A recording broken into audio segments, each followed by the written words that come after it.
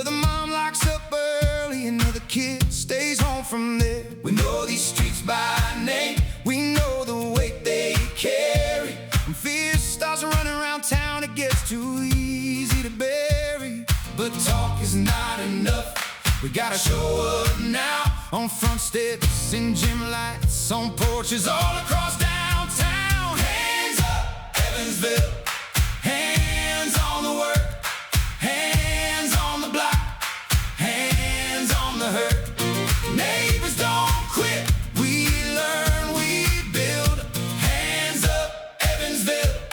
Hands on the work. Hey, hey. Light the corner after school, keep the courts full at night. Oh, pretty good. I like that. How long did we spend on that? Less than 30 seconds. 45 seconds? It took longer to come up with a 30 name. seconds. Yeah. It was a one-sentence prompt into Suno AI music generator. Welcome back, Chris. Good to see you. Good to see you guys. Been a little bit. It has been a minute. It has been 1 or 2 minutes. We'll get into what you've been up to here in a minute. Travis, good to see you. Good to see you too, sir.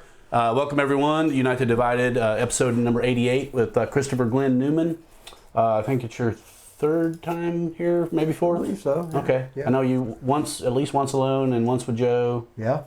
I thought you did another one. Maybe This might be twice number alone 4. or twice with Yeah, Joe. maybe. That sounds right. I've slept since then. Yeah, right? So there's been a lot of stuff going on since last time you were here, and I think we'll get right into some of it. Obviously, there's been a lot of conversation about the violence and the guns, and like, are we seeing more of it, or are we just hearing more of it? Like that, when I'm hearing the debate going on online, and some of our friends are talking about it, and then local law enforcement is talking about it. Sheriff of the county, Noah, and Phil Hooper. Shout out to you, Phil Hooper, if you're listening.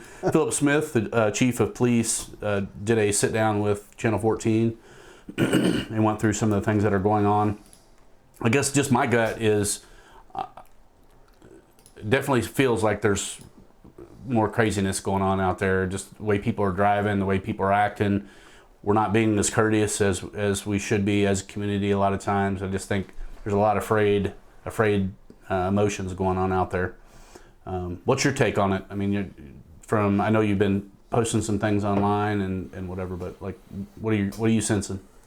Yeah, I mean, this has been a topic since Travis and I went to the budget meeting. Oh, yeah. And you know, public safety was far and away the number one thing that people were saying we needed to do a better job at, focus more on within the budget.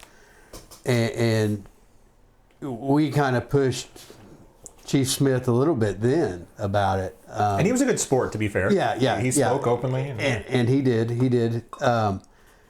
But we heard it then, you know, we're seeing it, we're hearing it more. Is it because... Sorry for the noise. Is it because the social media age, everything's so instantaneous, we don't have to wait for the 10 o'clock news, right? Like, you know, Evansville Watch and various other outlets, it's instant. As soon as it's happening, we're hearing about it. So, you know, is it fair to say that maybe our storytelling's changed in that aspect? We're quick to report, but maybe not find all the truths in it, you know. Chief Smith did bring up a good point.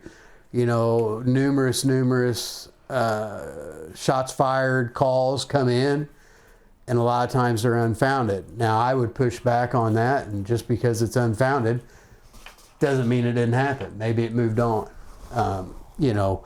But, you know, a few of my posts have garnered a lot of, you know, this isn't the same city I grew up in. Mm-hmm. You know, I'm fearful. I fear for my kids. What are we doing with our kids? Because going back, I think even former Chief Boland kind of stepped in on the conversation and shared some data back from his time where, a lot of these individuals typically are repeat offenders.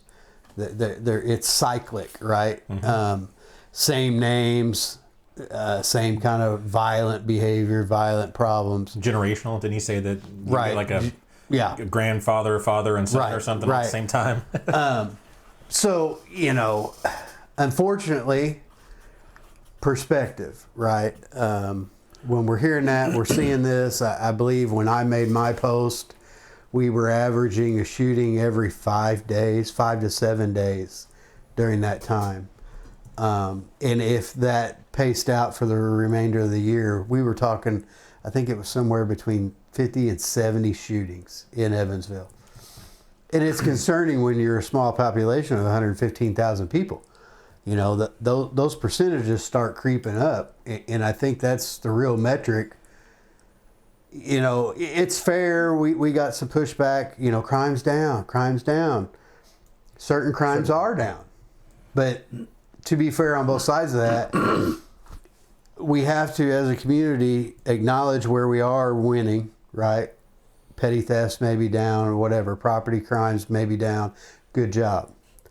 But policing a lot is reactionary, right? Especially these violent.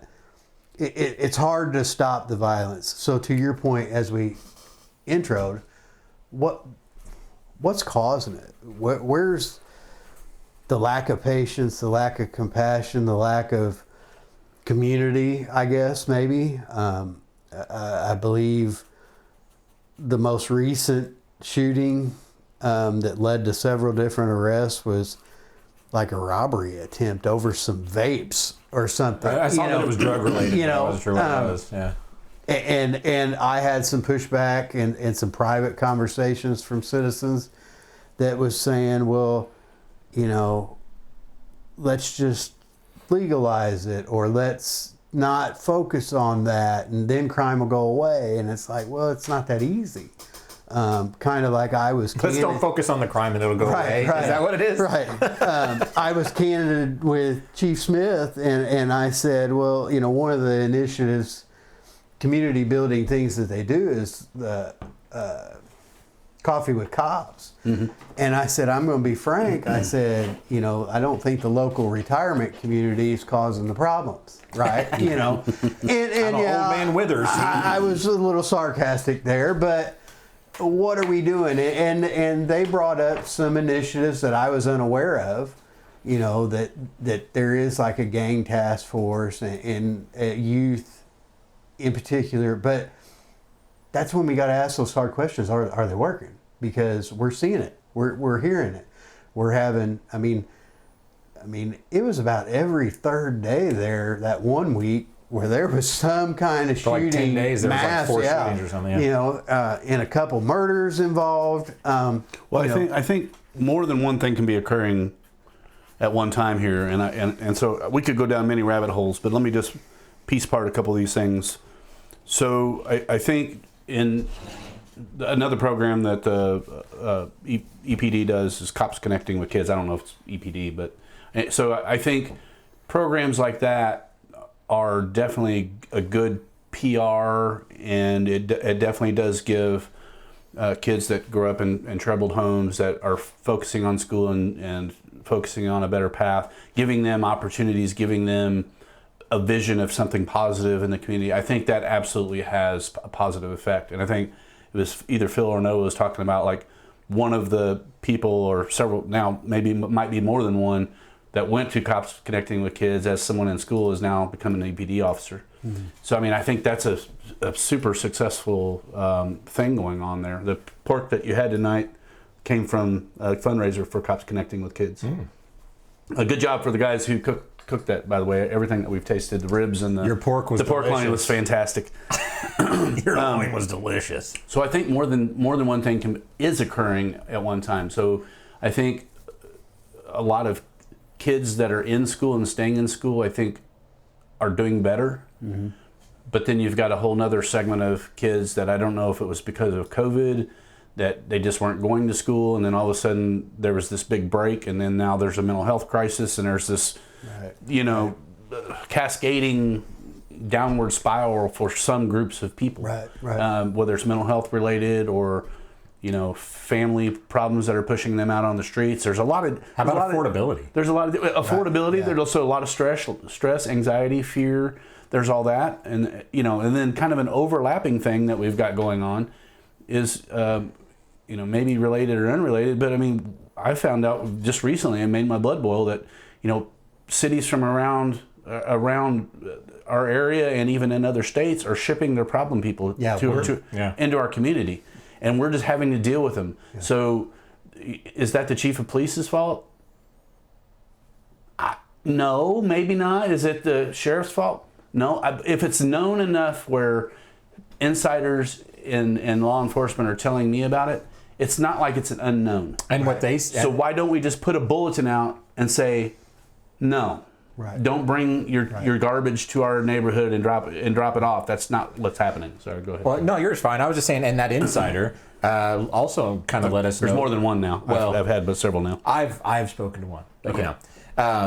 Let us know that it was other law enforcement that did it. Yeah. So I mean, they I hate to say it, but they have to know. Maybe they aren't necessarily implicit. They aren't saying, "Hey, bring your trouble this way."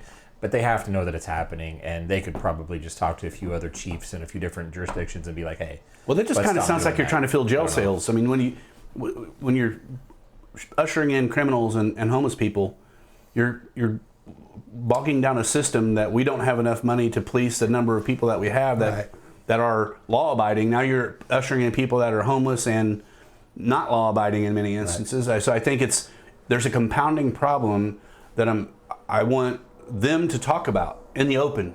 Say, we are aware of what's going on. The city needs to be aware of what's going on. Every citizen should know that this is going on. That will change the narrative. That will change... There's an airplane coming in, folks. That will change the narrative. That will change what we expect to be talking about as a community. We're going to elect a person that is going to do something about these things that are troublesome to us. Right. Yeah, and I think we know we know that that'll hopefully happen. But I think some of that isn't just for the jails. I think it's also more for the mental health.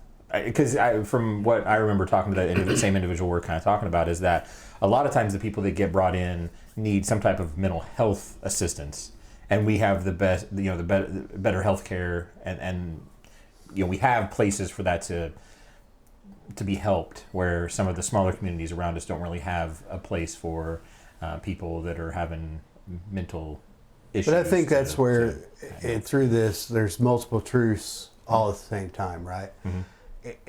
It's great that Evansville can be a resource hub, right? But we have to have that honest, hard conversation and go, look, we're not keeping up, or we're having to.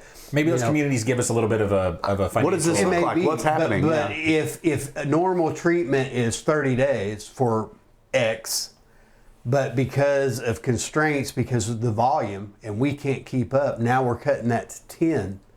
Maybe that's contributing to the cyclic problems, right? But also maybe it's that kind of brand. And there's things that make me pause and question, the jailer and the inmate that had escaped and fled to Evansville. There was another instance recently where someone came to Evansville, a criminal, right? Why? What is it about? Yes, we're kind of a hub, right? We're at crossroads. We're kind of like the geographical oddity from Oh Brother, We're Out There, right? We're 2 hours from everywhere. Yeah. I don't know enough about that case. I don't think those two people broke out of where they were and then had a plan to come to Evansville. Right. I think their plan was to head further south. They just got caught. I think they just fled. But it makes you ponder. It makes you at least me, that. Can that be a contributing factor that through the grapevines of crime syndicates or whatever, because obviously there's a drug problem in Evansville. And for there to be a drug problem, people are bringing drugs in, right? And clearly, if you look at the stats of confiscated guns, there's a gun issue. And those guns are getting here somehow. So somebody has a plan, and somebody's bringing it here for whatever reason, and is it because we're a resource hub and these people are coming to Evansville and getting treatment, so now they're in Evansville and they need a way to get their fix, you know, and that's why it's here. Is all that contributing? I don't know, but well, I mean, we are a very well known intersection between Chicago and going south, Right. and well, I mean, we're right in the middle of a bunch of big cities. Right. So we are a corridor. Right. I mean, we have cash houses that house drug money. We have, so anytime you're in an intersection like that, you absolutely are going to have some of the stuff that Right. builds out from that, whether it's cartel or gang or whatever. You know, unfortunately, that's so going to be there. I guess my question then, or my pushback, is then what do you do proactively ahead of that? Because in my mind, you cannot reactive police that. It's a no-win. That's how you end up with murders. And in my mind, when you let that go to that, I mean, it seems like now the instant reaction is shoot. Okay? And no, we're not as populist, but when you start solving problems with shooting, especially in public, like the one incident was a road rage incident that ended up at an apartment complex, and I actually witnessed some of it.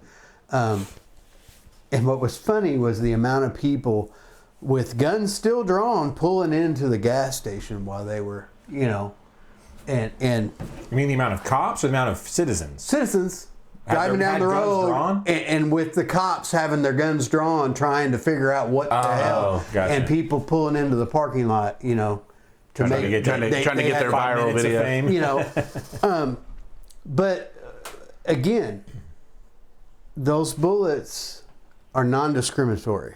Once it leaves that weapon and it's an untrained person that's just out to do harm or get their drugs or whatever, right? And it enters a car that's passing by or an apartment behind or whatever. And innocent people start, like, it is unacceptable. Any life loss is unacceptable in my mind. But when it gets into innocent that wasn't even part of the situation and we're just reactionary policing. Now, I don't know all the ins and outs of the programs and the investigations, but I mean, every 5 to 7 days, that's a lot. And it's not even, typically crime goes up in summer as it gets hot and you start seeing that violence. We're only in April. What happens in July, August, September, when it's really hot and the corn's sweating, you know? So we can't talk. We have to accept both truths, that crime may be down, but we've got a violent problem right now, and what are we going to do? So we have a longtime listener, first-time caller here. Her name's Shonda. She chimed in, and it's pertinent to what we're talking about here. She said, in my honest opinion, when I have served as a pro tem judge in juvie court, my first observation is, and my first question is, where is the child's father? Is he in jail? Is he absent? Is he drug addicted? Often it's the grandparents only, no mom even. That's a huge problem. And most of the gun violence lately has been hugely those young people. Mm-hmm. That's a good point, Shonda. And she's definitely an insider in that realm. And, you know, I think so. I always come back to COVID, and I hate to do that, but it really, to me, disjointed so many things, and it left us. People are confused, afraid, more even than, I mean, things have gone kind of crazy, and then the amplification of everything with social media.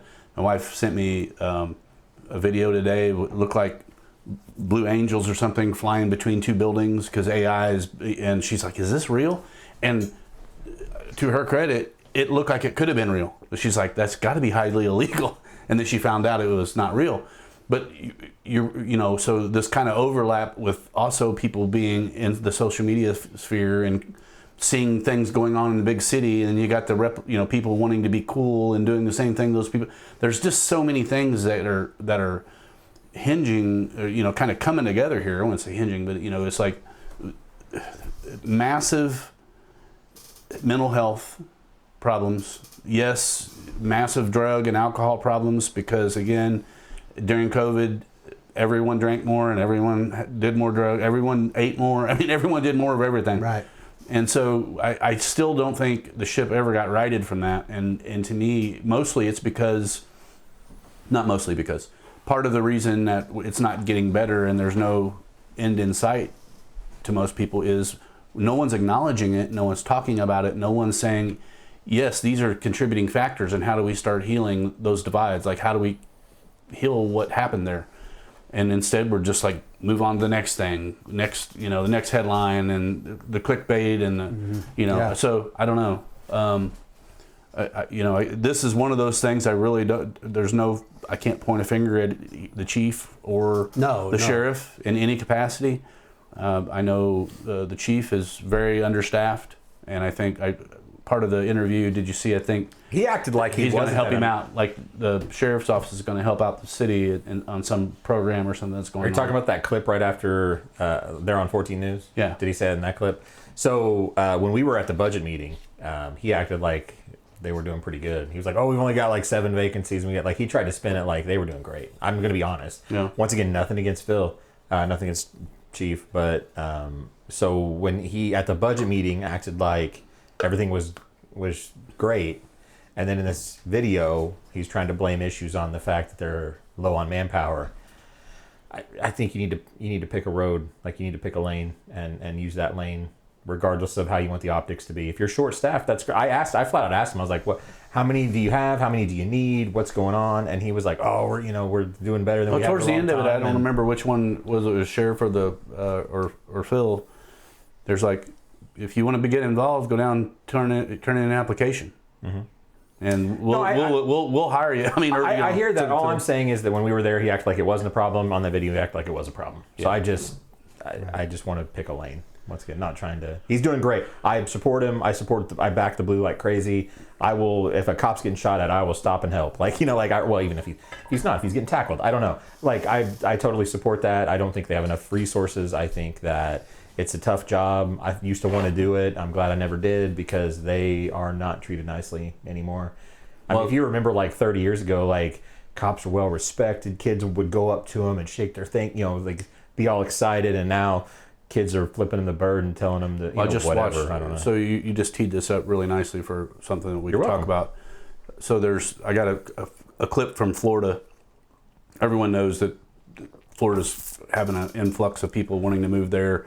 Their property taxes have gone away. I don't think they have state income tax, and apparently law enforcement officers are fleeing areas like this and going to Florida because they are much more respected. Like people that are moving there are fleeing the crime-ridden areas and they're getting away from that stuff. So I think part of this is here. I am going to point the finger a little bit back at the chief and the sheriff and our mayor and. I mean, our government, I'm not a Democrat or a Republican, but our government is 90% Democrat right now. And, but the last mayor was a Republican in name, but we're still ran by mostly Democrat and Democratic principles, in my opinion.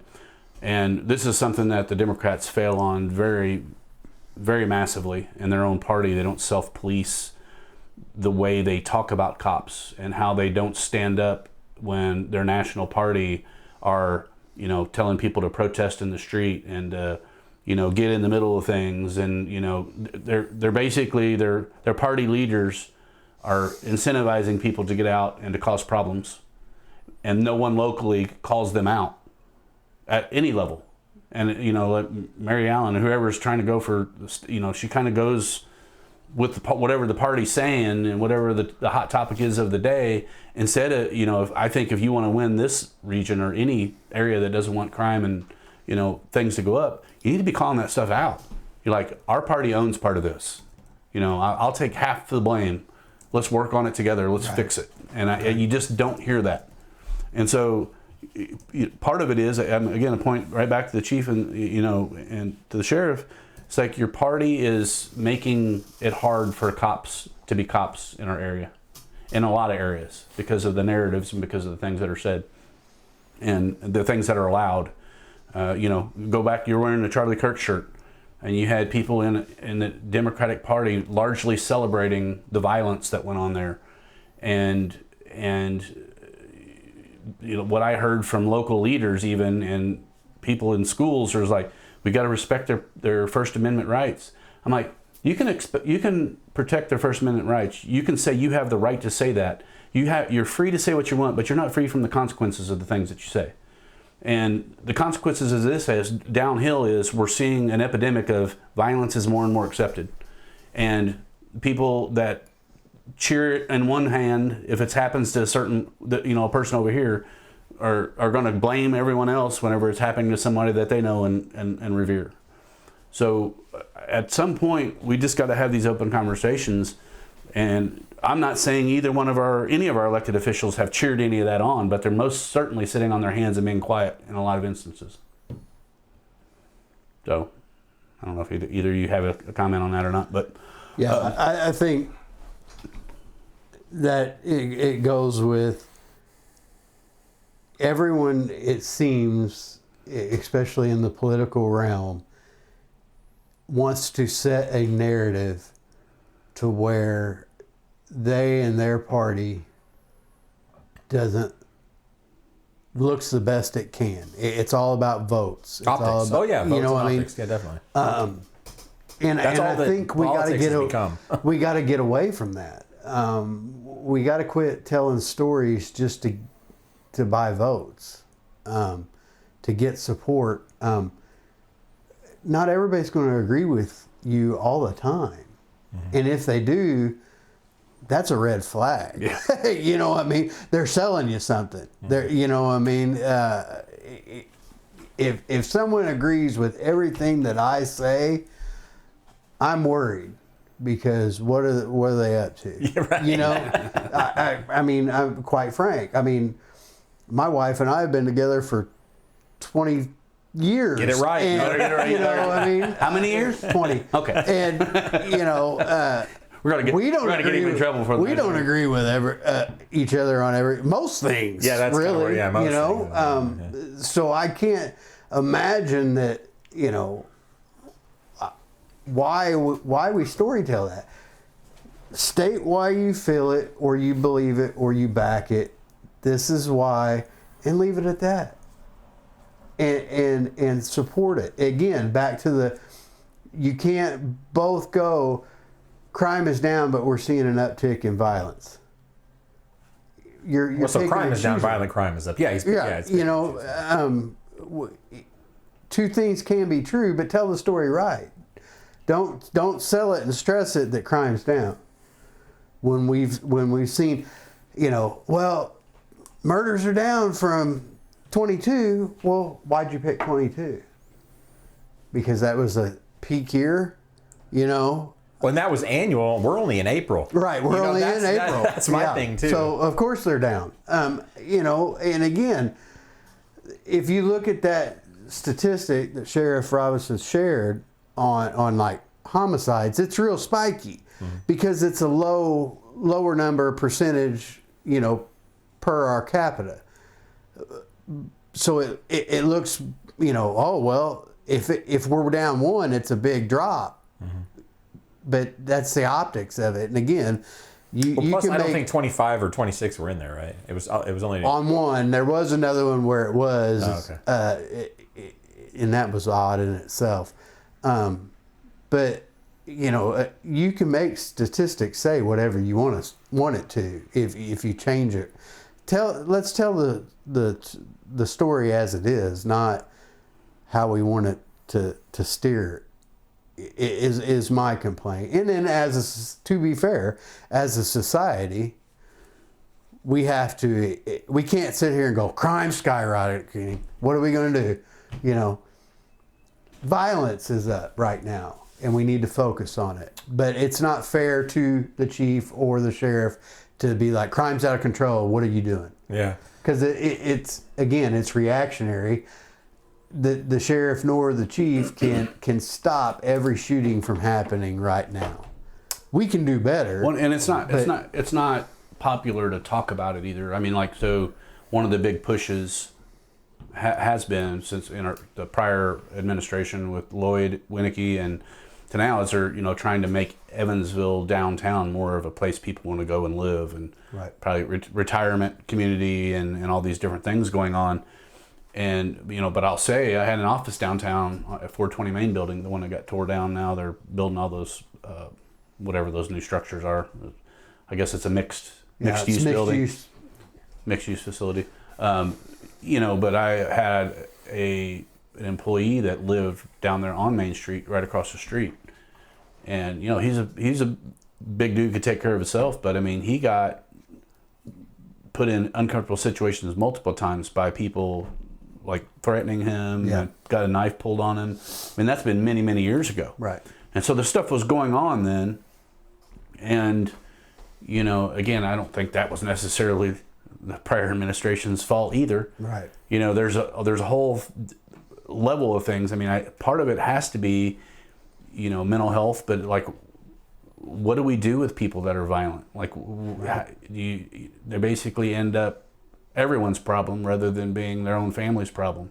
Right. I like what Shonda said is like, they lack a father figure and a disciplinarian in a household, or you got a single family, either a mom or a dad, and they're having to be the mom and the dad, and it's hard to do both. It's hard to do one of them really well, or both. Or grandparents that, they feel bad, they feel obligated, or what, it's family, right? So they're not in a place to raise the kids, but they try do the best you can. And a lot of times family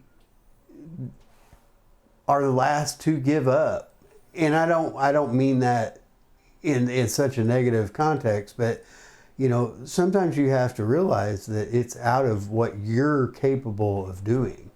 But I think Travis touched on a good point too, is you circle around that affordability, and one of our other hot topics in Evansville for the last 8 months are utility rates, and what we often talk about with that is people are having to choose from keeping the lights on and buying medicine.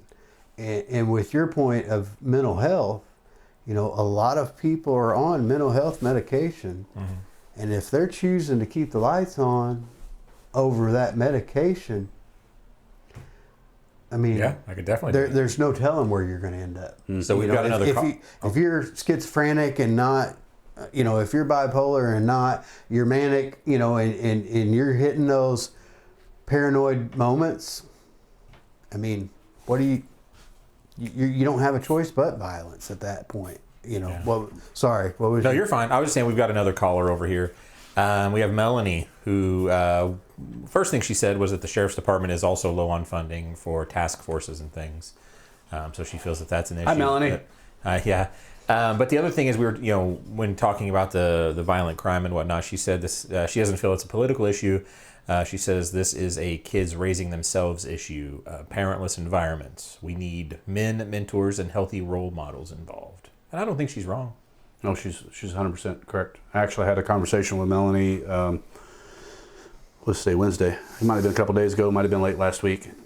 She's very concerned about something that she's had happen close to her in her home. She's dealing with one of her family members that has basically had a major addiction problem to social media and to electronics.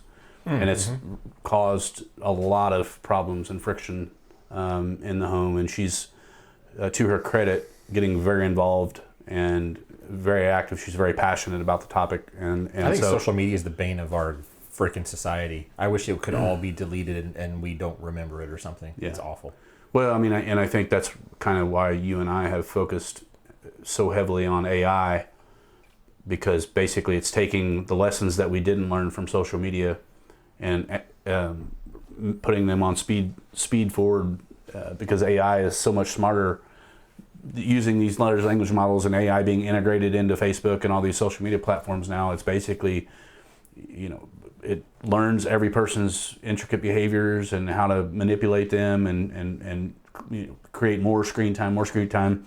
And so it's between bad food, screen time, not being outside enough, just kind of the normalization of violence and things that are going on, with, I don't know where it all comes from, but it's definitely something that it's going to take people like Melanie and people like Shonda and people like us demanding more conversations. I mean, we have to get involved. We have to make our community safer again together. It can't be on the police. The police are there whenever a problem has already happened. They're not there to prevent the problems. Well, I think that's why you and I don't know about Chris or not, but we all try to protect ourselves. We all, we have a little thing. we all carry.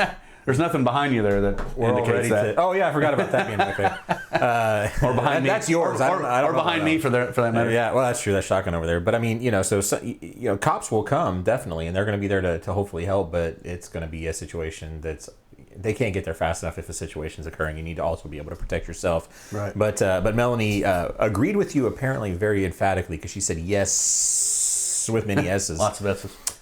She said it's removing one's ability to critically think for themselves. I think she's speaking of social media. But Social media and AI overlap. yeah. But I think too, you kind of somewhat touched on this too, and again, just looking at this broadly, I think that's another part of the problem is we've got parts of society that feels like our police force, be it sheriff or police itself, are part of the governmental political problem and do not trust them.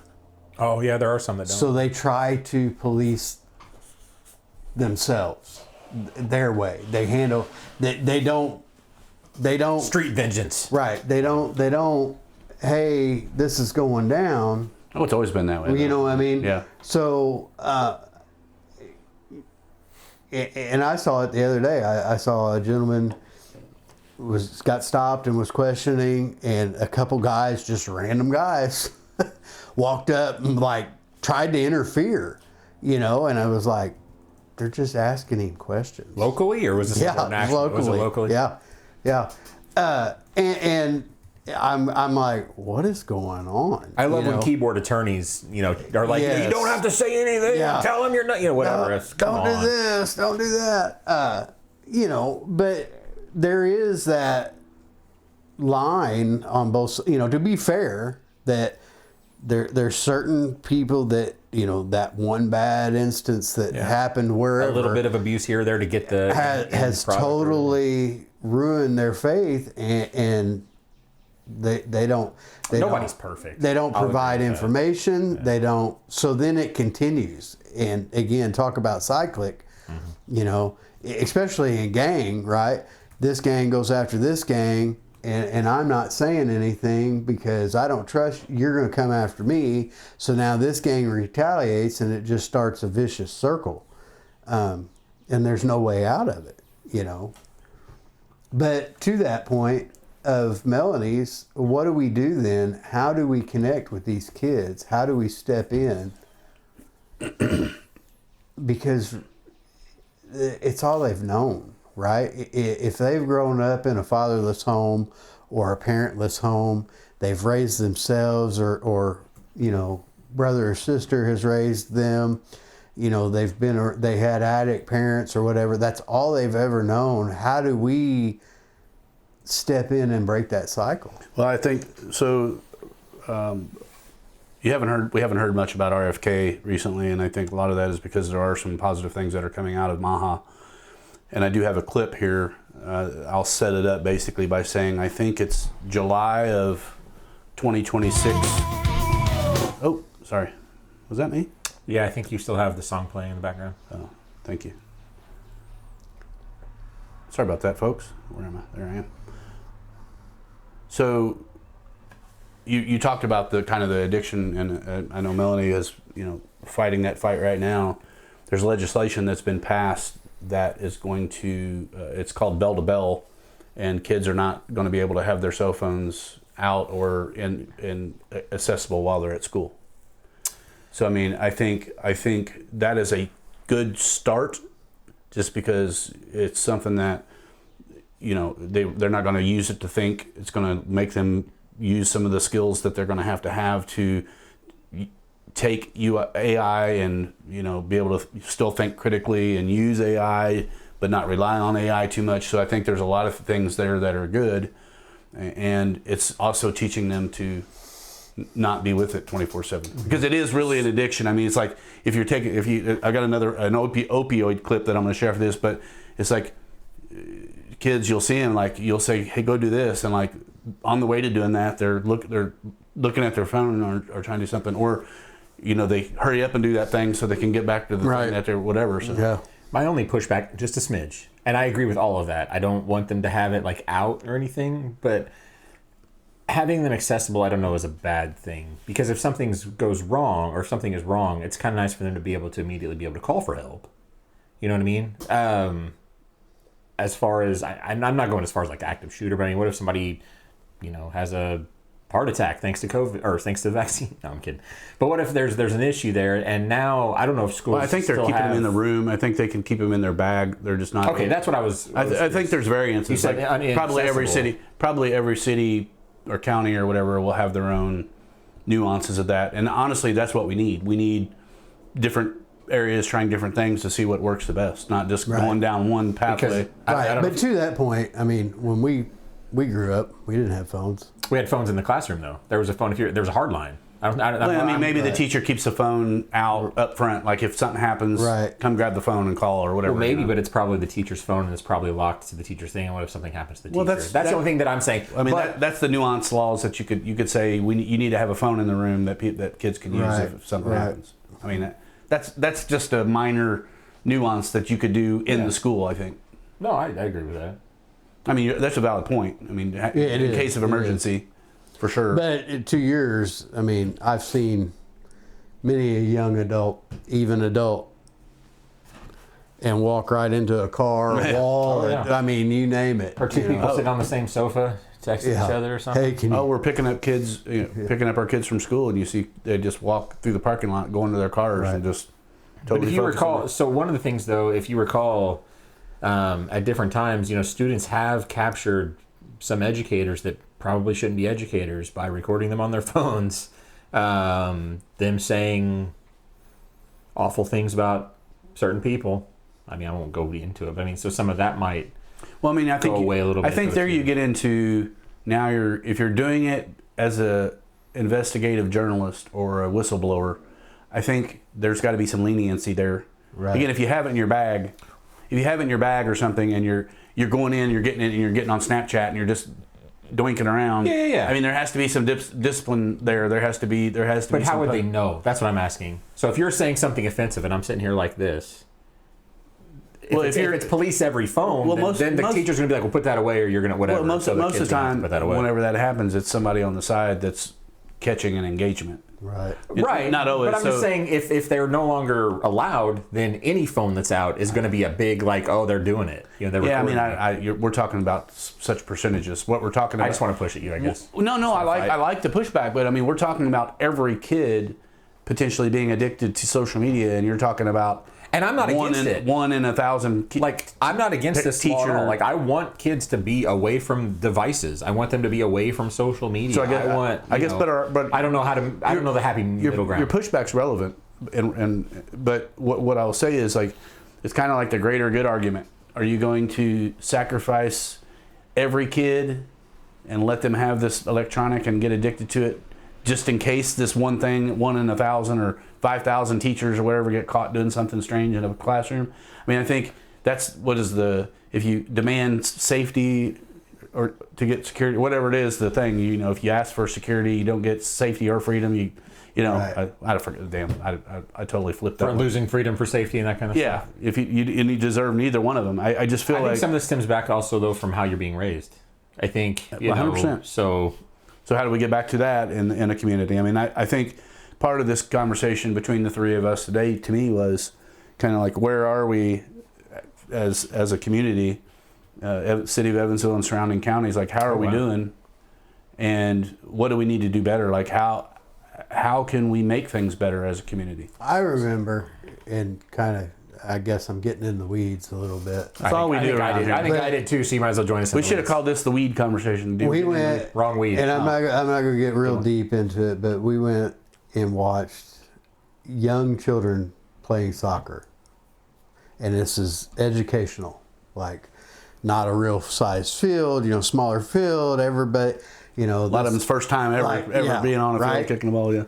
And I'm just kind of watching, and I'm listening and kind of scanning the crowd and seeing, and the reactions out of what I'll just deem the fans. Come on, and I thought, these kids, if they were 8, I'm probably being gracious. And I was like, this is creepy. That it was like it was the World Cup. And so it got me thinking to when I was young and I was playing t-ball for the first time. And I remember the people in the stands just sitting there. That was it. And at the end of the game, everybody clapped. There really wasn't a winner or a loser per se. There was, but it wasn't like, and I thought, is this where we're going wrong? I remember thinking kind of about the violence, right? Like when I was in school, if there was a disagreement during the day, there was a gentleman's agreement or a gentlewoman to fight after school. That we had a designated meetup spot. Meet you outside. We'll figure it out. Catch me outside. And every once in a while, it would get to the liaison, and they would be waiting at said meetup spot. Yeah.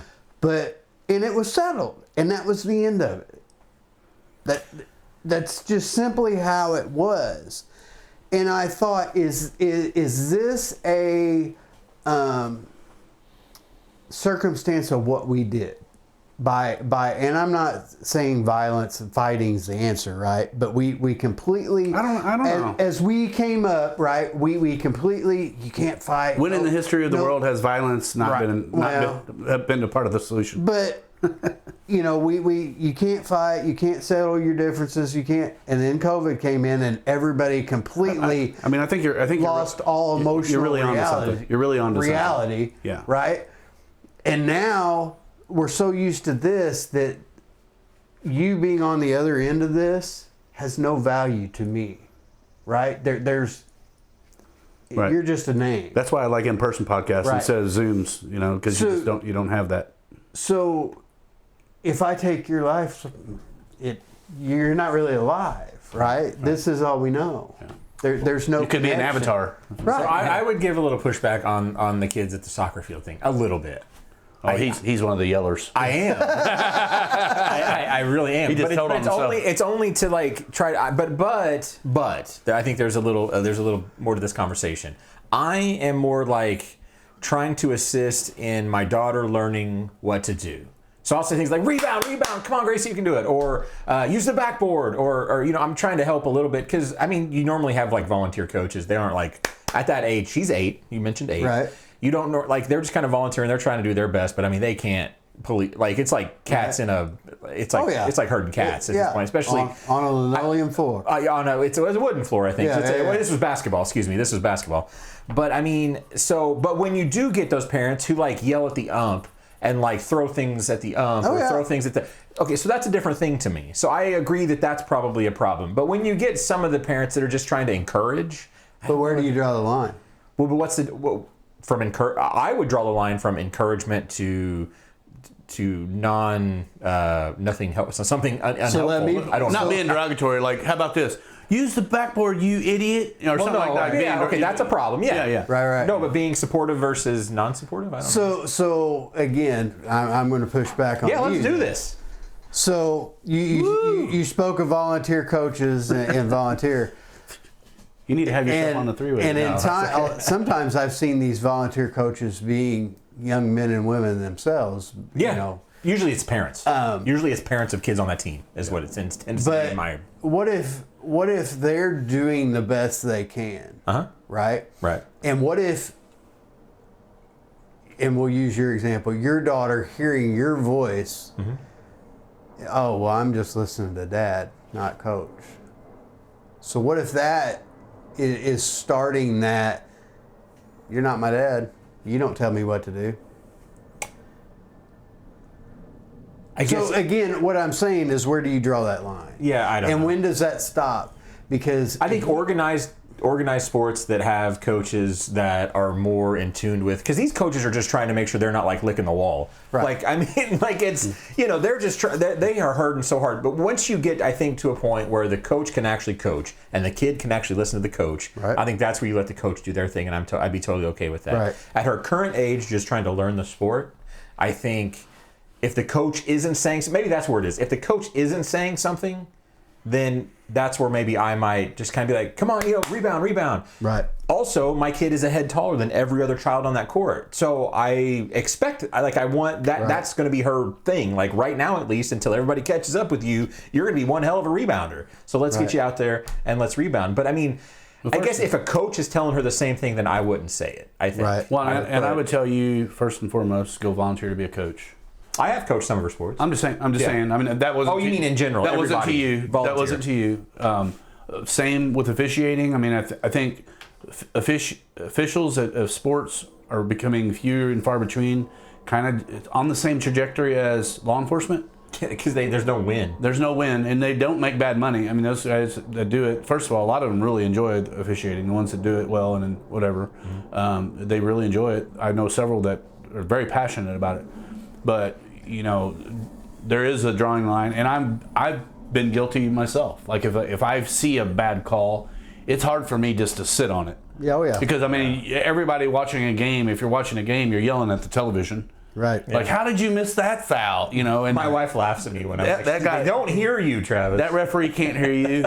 I'm sure they're getting it there. That's true, I guess. Yeah. But at the end of the day. Well, and with that, I think again, we haven't kept up with the technology. Baseball, for example, now with the review of balls and strikes. Yeah. But you only get two. When you're watching at home, right, it's easy to see because they put that nifty before they had review. You right? only get two if they're. But you only get two if you don't get the call right. I think you only get two. I don't think they're going to give you. What if the umpire's missing all of them? Like, I don't think they give just hurry up and burn the two, and then I don't think they give you unlimited. So they hold them in their pocket. Like if it's the second inning and it's a bad call, but they don't use it, then they. I think if it's a ball or strike issue, they can challenge every one of them. Yeah, because I don't watch it baseball. I haven't watched it enough. I guess I thought that there's been a lot overturned. I think that one umpire caused that. Who was it? He had a whole series of videos on him. Oh, I know the Angel Hernandez. Yeah, Angel Hernandez. That's like he's been missing him by. Because CB Buckner's pretty bad so far this year. We're getting on a weird tangent. I just want to real quickly chime in because our callers have really started chiming in for a little bit when we were talking. I just want to kind of get before we go off onto some weird tangent. So Melanie said when we were talking about kids in class and whatnot, I'm going back a little bit, but she was talking about life skills and interpersonal communication classes early on may help bring human connection back. We need empathy for each other. She also said maybe having panic buttons in the classroom where we were talking about phone calls and whatnot, panic buttons.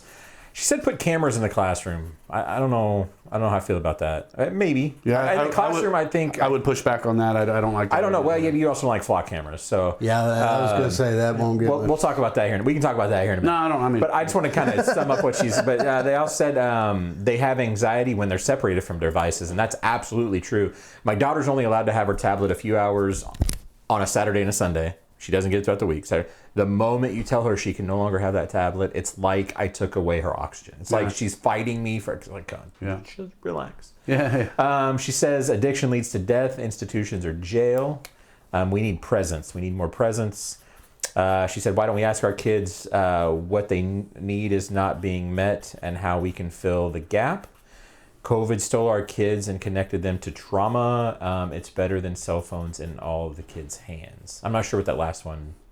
I'll have her clarify that. I'm gonna come back in the life skills and the communication. So, I feel I've been talking about this a lot. I've thought about it ever since I graduated with an education degree from college.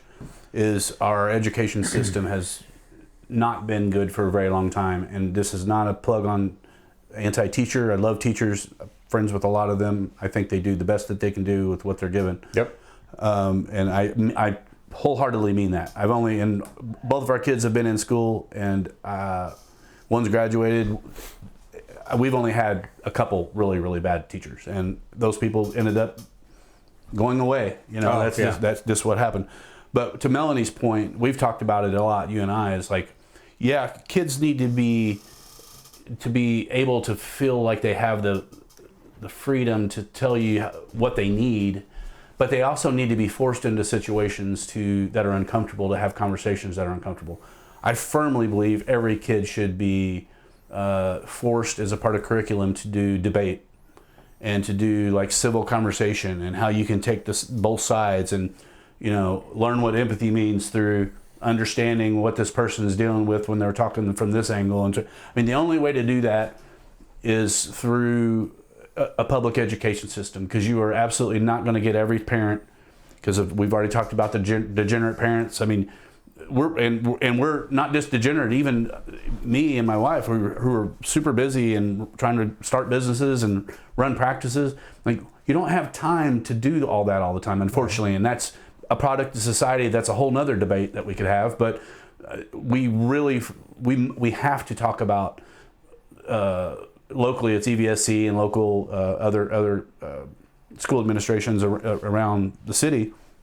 But we need to talk about what classes we are getting them in, and they need to be talking about what's coming with AI.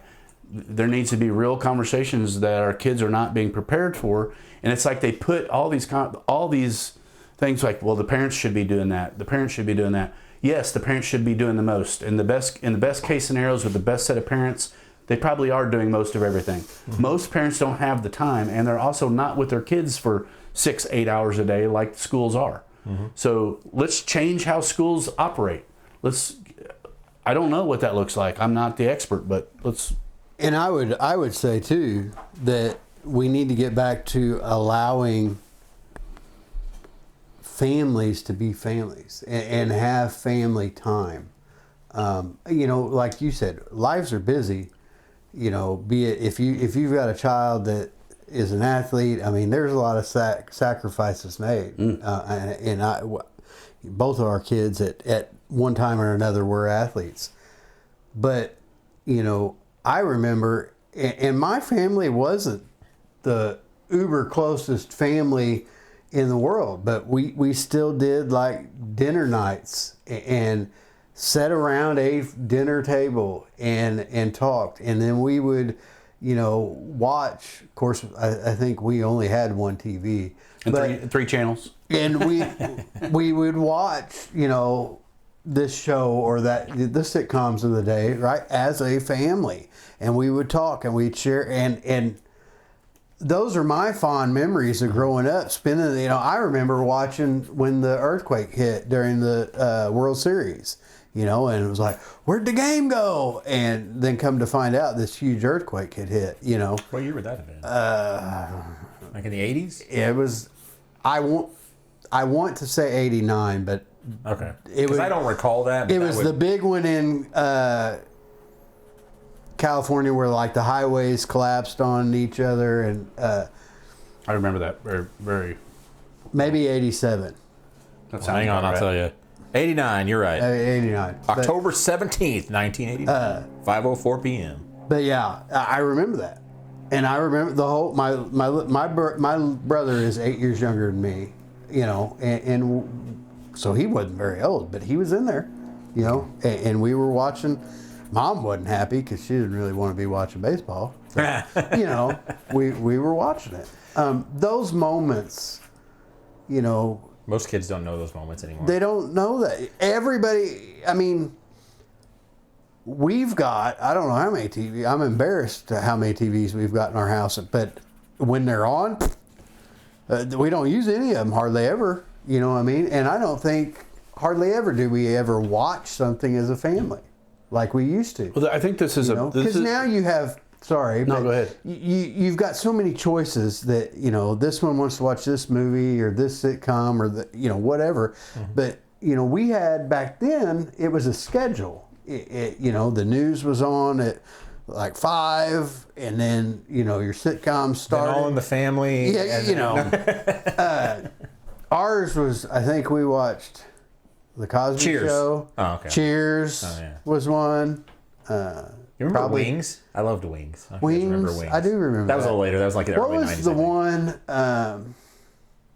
Newhart. Bob Newhart. Oh, the Bob Newhart show? Yeah. that, but is that contributing the disconnect, because It's all distraction. You say disconnect, but we have the ability, we have the technology, the internet, exists back every show at our fingertips, available at every second, and every song that you want to hear. I would argue, is it the reliance on homework? Because I remember. Oh, I had a ton of homework when I was a kid, even. And I don't know. If I spent an hour on homework, that was a lot. That was killer. I was probably an hour to an hour and a half, 2 hours a night usually. Well, it depends on what age. That's really changed. It depends on what age you're talking about too. That has really changed. It's not anything like that anymore. My daughter, it is. I wanted to homework almost every day. I wanted to talk about something that you said, and this is more of a social program conversation that's probably going to torque some people off. And let's ruffle some feathers, baby. We might get some friction. But the programs that we've established, meaning rewarding people for bad behavior or rewarding people for less than optimal behavior. For instance, rewarding single family lifestyle versus two family household or 2-parent household. I mean, I understand the gentle nature of talking about that, and it's not her fault or it's not his fault that the other parent is not there, and I totally get that. I don't disagree. Do you mean like governmental stipend, like money? Yeah, just generational welfare, where people can have kids out of wedlock and just have a bunch of them, and they get cash for the kids. Some people don't get married to keep that money train going. 100%. Yep.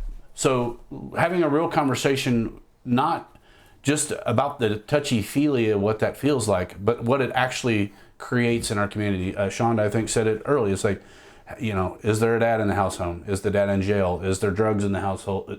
So all these things are contributing factors to putting out a product that is not a great product. And there are some success stories of people that came from the crappiest of situations, and they end up being wildly successful. Right. Hoo-yah, that's fantastic. But it's like the food program, the SNAP, that you can get X amount of dollars a month for food and go down and buy all the sugary drinks and crappy food that you want. Well, but here it is. We're talking about mental health crisis. There's all these different things that we don't talk about in our communities, and most people don't understand about health. Is all these processed foods and sugars and all that cause mental health issues. Right. Yeah. I mean, it stacks things on top of one on top of the other. It's we still haven't really fully determined what causes autism. It's some kind of environmental factor that also stacks problems. So, like, if you can clean up the food by not rewarding people for buying the sugary drink or buying whatever they want,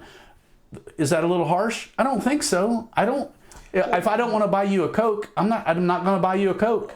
I think if you're hungry and I have some pulled pork or something, I got some extra.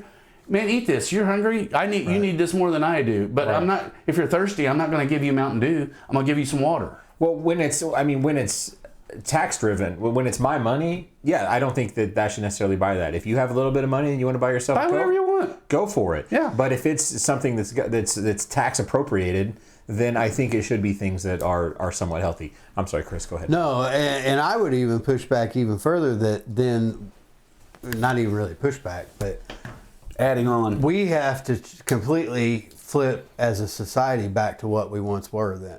Oh yeah, we need to go back to the 80s, man. That was the best time. Because we have created such a rush, and I caught myself, not pert, caught myself kind of thinking this the other day about like to what you were saying earlier is, we get behind somebody doing the speed limit, right?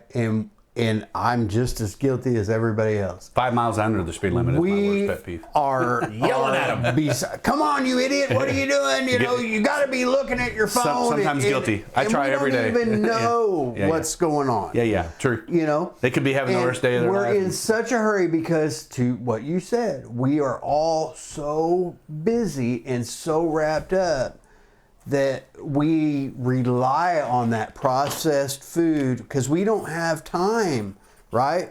We don't have time to to sit and make a dinner and you know. I'm not saying we don't do a Stouffer's or Stouffer's. Excuse me. You know what I mean? Stouffer's lasagna is pretty fire. Actually, it is pretty good. But if you think about that, when we get into a weather event or whatever, and the power goes out, and yeah, you've got your deep freeze full of Stouffer's microwave meals, but your microwave doesn't work. My gas stove sure does. But you see where I'm going with that. I know. Like that's part of you can't rely on, you know, but what are we doing? You know, so I tried this week and my daughter made fun of me. That's what kids do. As she should. But as she should. Every time somebody got on my nerves the other day, I just go, "Have a good day." Is that kind of like bless your heart? She goes, "What are you doing?" And I said, "I'm turning a new leaf." And but when you say it like that, have a good day. The further we got into the drive, those have a good days were getting a little bit more aggressive. Bless your heart. You know what I mean? But I'm going in my head, like I'm like, why am I letting this bother me? Yeah. Why is it? I have to try to. And it's easy. Myself, like my wife, bless her heart. But for real, she is Mario Andretti. I mean, if you're doing less than 10 over the limit, you're poking. Not going fast. Like we gotta go. Yeah. I think she and I need to meet. We're kind of she's my people. I ask her all the time. I'm like, your spirit animal. Why are we in such a hurry? What are we? All right, I'm going to push back on you. I'm going to test Go you. ahead. Do it. You're sitting at a stoplight in a turn signal with a very short turn signal, and somebody's on their phone. And Walnut and 41. Two cars behind, and 2 cars take off, and the car sits there for. I'm on my horn. Okay, all right. I just wanted. I was going to call you a liar if that didn't frustrate me. I'm on my horn, but with recent uptick in violence, Yeah. I have this on me all the time. I you need one. try to. I don't. Do you want 380, 9mm, 45, 40? We got it here, baby. I would prefer a 40. Here's what I think. Here's what I think is respectable. Respectful. I don't lay on the horn and give hand signals. Right. I'll go beep, beep, beep. Yeah. You know, it's like a Right. beep beep. Right. And then a lot of times if they're listening to something, I mean, I still don't think they're paying attention. Like, why is someone honking? Right. You know, But you can tell when they're on their phone. But you know what though? Devil's advocate against myself on that. There have been times, and I've got a mount, right? Yeah, I think we all do. Legally, you're not allowed to There have been times where at a red light, and I get too deep into. You're that guy? Usually it's our messages, and I'm like scrolling trying to read. I got to see what's on the back of his car, so I don't. And my wife's like, my plate's lights green. What and are you I'm doing? like, oh. green. So my thing is green means go. Come on, Right. green means go. Let's go. Let's go. Green means go. And you should be looking at the light on the other side and know that Know that you're getting ready to go. You're paying attention, you know. Hey, so we've had a few of our callers chiming in. Oh boy. Nothing huge, but let me go back here. Let's see. So one thing that was mentioned by Melanie was she said it's better than cell phones in all the kids' hands. What she meant was cameras in the classroom. So she thinks cameras in the classroom are better than cell phones in the kids' hands. I would probably agree with that. I don't mind cameras. I think in the classroom. Personally, I don't mind that, but I'm more of a tech guy. I know we'll have a little bit of pushback. So wait, let me talk about all this, and then we'll go. She also said education must step in and provide classes to teach life skills in communication and debates. That was what you said a little earlier. I agree with that. Not every child has the privilege of family dinner tables. That is true. That's unfortunate. That is true. But she said it's like a privilege these days and not treated as a fundamental right as a human child. She says family is critical to healthy development of children. Agree. Let's see here. And a few other just disagreeing with some things. Let's see. Good. It's a good thing that stamps no longer fund junk food, which we talked about that. I agree with that. Shonda just says, I cook. I don't know where that chimes in.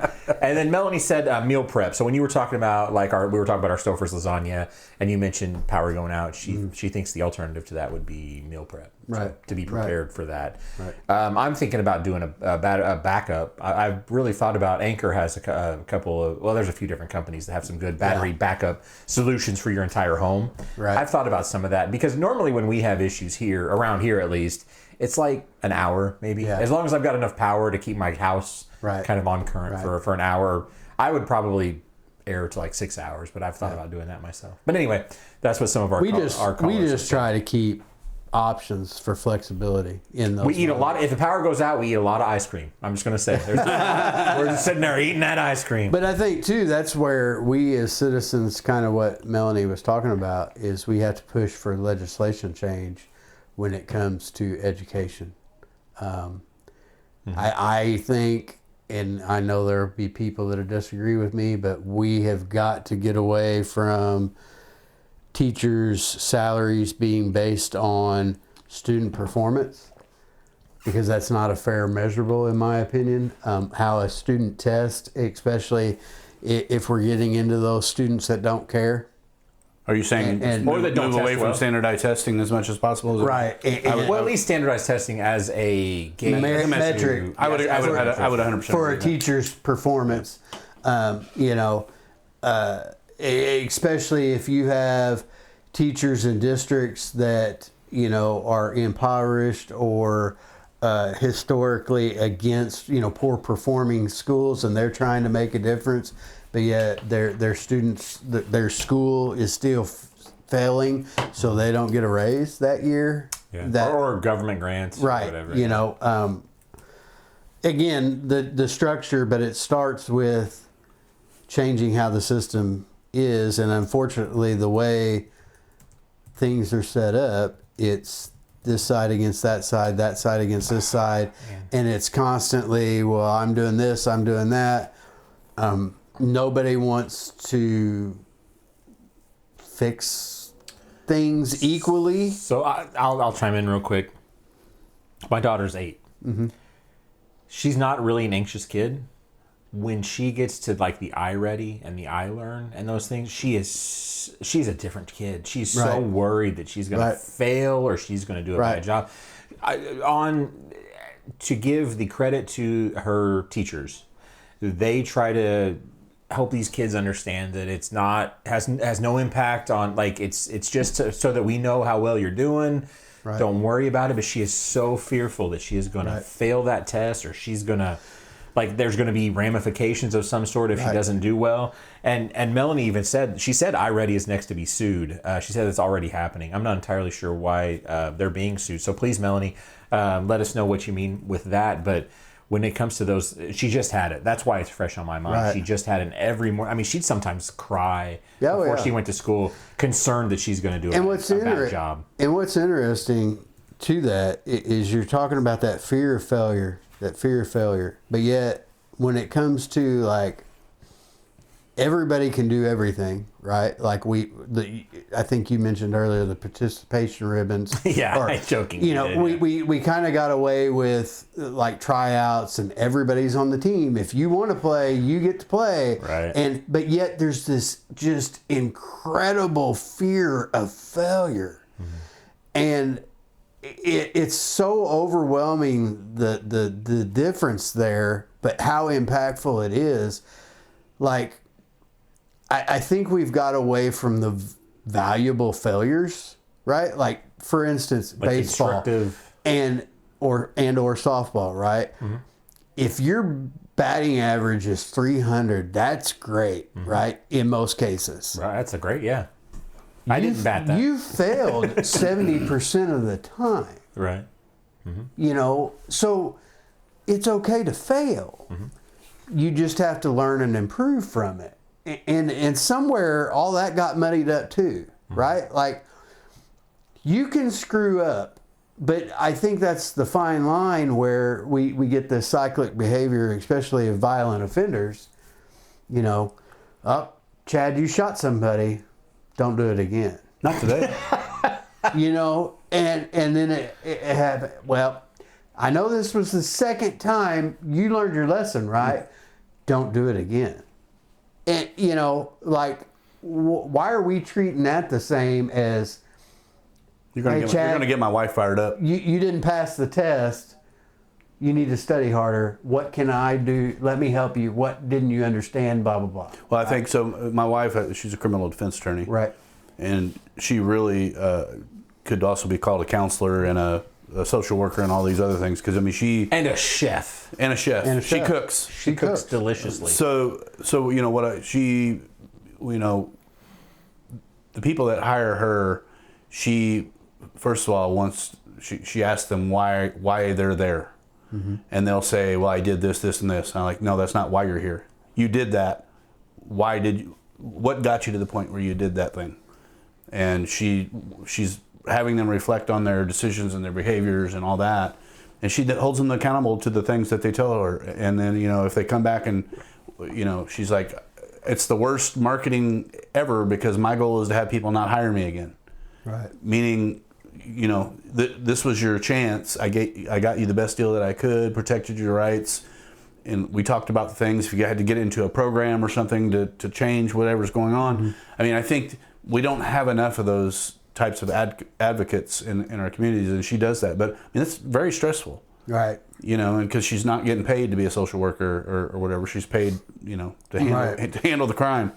So I think, so just as on a positive note, this might be a little bit of a rabbit hole. I have a short clip I want you guys to see because we're talking about mental health. This particularly addresses, I think, one specific thing that's going on, but I think it goes to a bigger conversation that we could have today talking about mental health. Uh-oh. Does the speaker need to be kicked back on? Hang on. Start it over. Now hit it. Uh-oh. Why am I not getting audio from you, bud?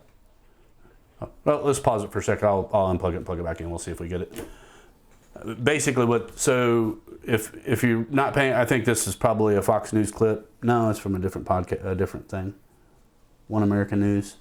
Try it one more time. That's strange. I'm not getting audio. We've lost sound.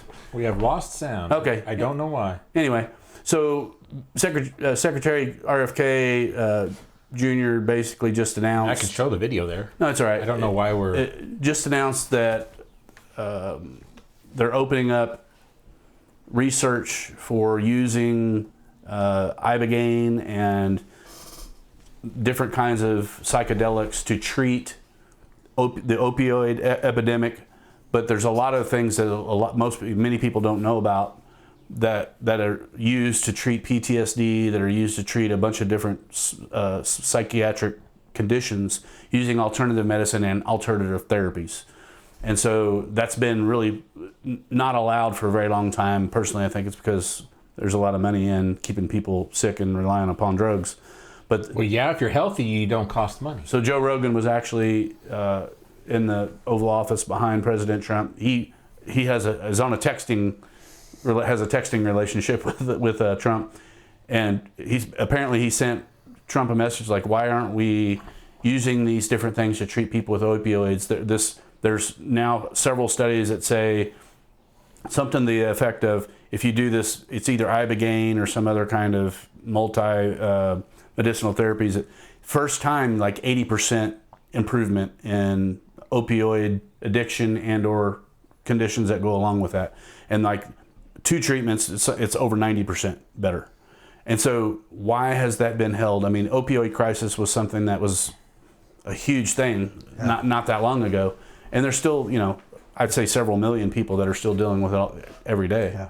Yeah. But that's a small win, but I think that opens up the door to talk about mental health in a larger conversation. Like, what are we actually doing as a society to treat this mass epidemic of mental health that we've got going on? You got to look outside the box. You can't ask pharmaceutical companies to create the next magic drug. Because I tell you, if I have to watch one more television show and see a pharma ad, I mean, if they would get rid of pharmaceutical ads, I'd be so happy. I'd be so happy. Yeah. We're like one of only 2 countries on the planet that allow it. And but anyway, that's kind of a rabbit hole. But I want to do, that is some good news, I think, that we can look to as potential treatments for mental health. Yeah. So that and improving food and. I mean, we really need to focus holistically on mental health across the board, and what can we do and what should we do to improve it. I see it almost daily, if not daily, some sort of mental health issues in my avenues. and some are treated the best they can, and some go untreated, and to the point that LEOs have had to kind of step in. And in one instance, you know, and I'm a 2A supporter through and through, but this individual is known, and I brought up the question. I said, doesn't that like involve red flag law like that? And apparently, unless they actually actively do something with a firearm, it does not apply. So even though they have a condition, and even though they are aware that they're not medicated, that cannot stop. I think there's a fine line there. I mean, I'm a big 2A guy. Right. The moment I walk out my door, I'm carrying. Right. I pretty much at all times. I hear the argument there, definitely. But I don't know the correct answer there, but I hear where you're coming from. And to further, they when they're involved, they take whatever firearm this individual has, but nothing prevents that individual from going and just purchasing another one, because they haven't actively done anything. They don't have a felony, Right. basically. Well, I haven't looked at the statistics super closely, but like, have the shootings that have occurred recently are they known felons in most instances or not? I know some of them have been super young, Right. and so their records are sealed, and you know when they're juvenile, it doesn't. Which is, some of those people are like, I think Phil Smith was talking about, like some of them have been tried as adults because of just the nature of it and whatever, and unfortunately I feel like that's probably one of the things we need to look at legislatively. I understand it's a kid, but if you have a juvenile that's known to be violent, and I think we have to change some of those rules. Right. Because then where are they getting the firearms? Are they legally obtained? I would venture to guess no. I mean, criminals do criminal things, and you can't create more laws. It's illegal to sell a gun to somebody. Right. It's illegal to sell a gun to a criminal. People do it. Right. I mean, so I don't know how you ever get around that. And again, how do you police it? It comes back to that. The only really is reactionary, because how are you going to know? Yeah. I mean, But my reaction would be, I would become more like Sweden, and everyone would have firearms training as a young person and be comfortable with the safety side of it. And I mean, I think, doesn't every citizen in Sweden get their own rifle or something? it's something to that effect. I don't know if it might be required to own one. Maybe that's not right, but like nearly everyone that in there owns a gun and knows how to use a gun. And I would venture to say their violent crime and their homicides are probably much lower percentage-wise. So it had already changed by the time I was in school, but at some point, wasn't there like gun safety or gun? Wasn't there some class or something that covered firearms for you guys? I don't know. We could be we could have a shotgun in the back window of our vehicle and parking lot. I know that in the parking lot. I mean, we had that. Gun safety for us was gun safety. We went outside with our dad and shot in the backyard. Yeah. Okay, fair enough. So that's a more recent. There definitely are gun safety requirements now. I know that hunter education classes and all that. Hunter education started Not that early long ago. 90s. Yeah, I think. But you were grandfathered in. I forgot what the age was. So they were lax on that rule for a good long while. So we've got some our callers back on the line here. Let's see.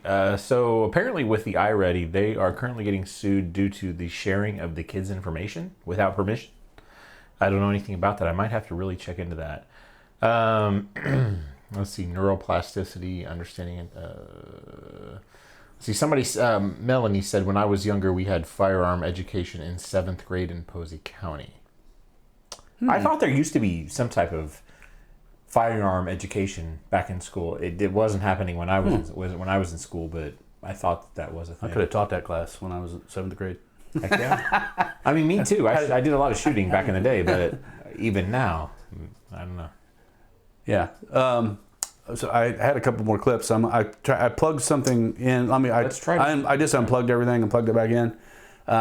Since Melody has been so active today, I wanted to kind of raise this issue back. There's a 2-minute clip from the Sean Ryan show. And if we can't get the audio to work, the clip comes from the Sean Ryan show episode number 284. The guy is obviously trying to remain somewhat undercover. Basically, his story, his name is Schlep, and I'm sure that obviously that's not his real name, but basically he was a victim of something on Roblox. And so basically this clip right now is for if your kids participate on Roblox, My kid is not allowed to have Roblox. or Snapchat or any of these other platforms, especially with AI changing how things are going on. I was going to clip up a bunch of different pieces of this podcast, but I think it's really strong. I think it's like a 3.5-hour podcast. It's huge. This particular clip, if you are around kids, if it plays, Sean Ryan gets livid about.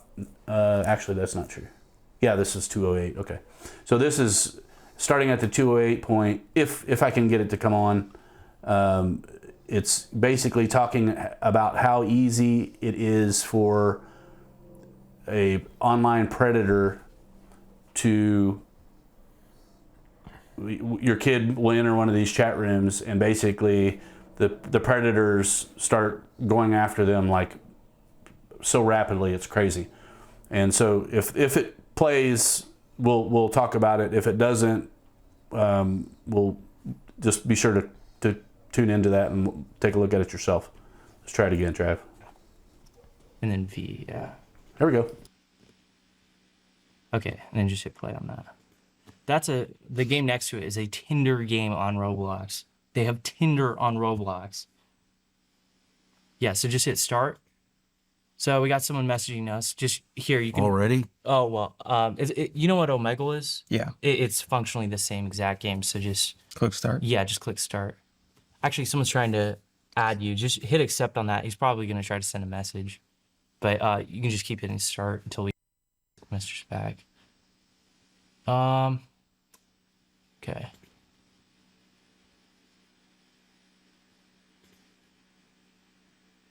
Keep skipping us. Mm-hmm. Okay. Oh. This is basically like chat roulette. Yeah, this is chat roulette. You'll have someone asking something. Just say hi back.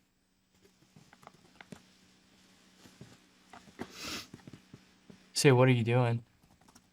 Oh, you freaky. Do you see that? Mm-hmm. Are First you guy- fucking serious, First guy. dude? Yeah, you freaky. Yeah, he's wanting to... Are you fucking serious? That was like 5 seconds say- again. say yeah. There it is, the time. Say yes. Yeah, just say yes and see what he wants to do. That was like 20 seconds. Yeah, 20 seconds was on the time. That's how long it took.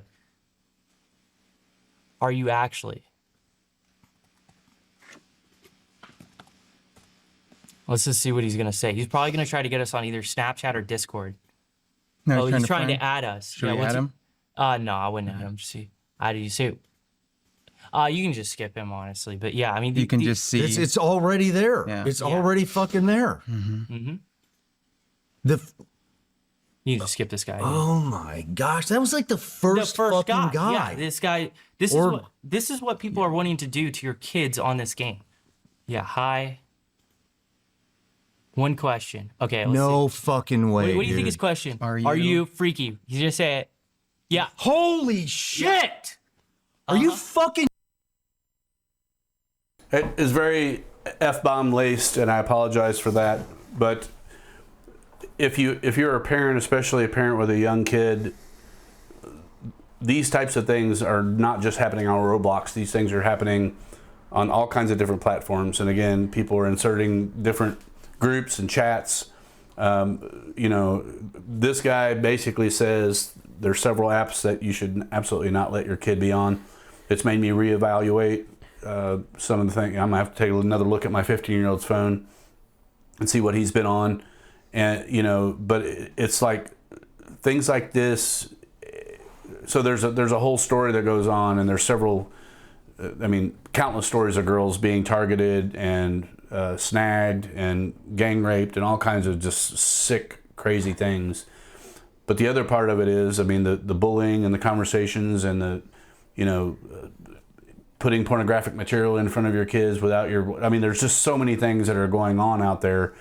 And we're talking about mental health. We're talking about, protecting our kids at every level. And I want to thank Melanie for being so passionate about this. And she said a lot more since we last. No, I know. So she's got a lot to say, and I think she's talking to several politicians at the state level and beyond, and trying to get people involved in this, and that's the type of thing that we need in the community, and people getting involved, parents getting involved, and it hits home close and personal to her. So she obviously is wanting to try to prevent other people from having it happen. Man, I feel it. Having an 8-year-old daughter, I feel all this. Yeah. I'd have no problem putting these people down and going to jail for it the rest of my life. Yeah. Like, I don't even. So every conversation that you and I Travis, whenever you push back on me about, there's nothing that, when we talk about flock cameras, and we talk about now there's all kinds of things that people are saying, flocks are self-initiating and they're in gymnastic studios and in these different places, and they're just turning on, and there's people that are watching the things that are going on in those things without permission. And there's been lawsuits pushing back on these different platforms.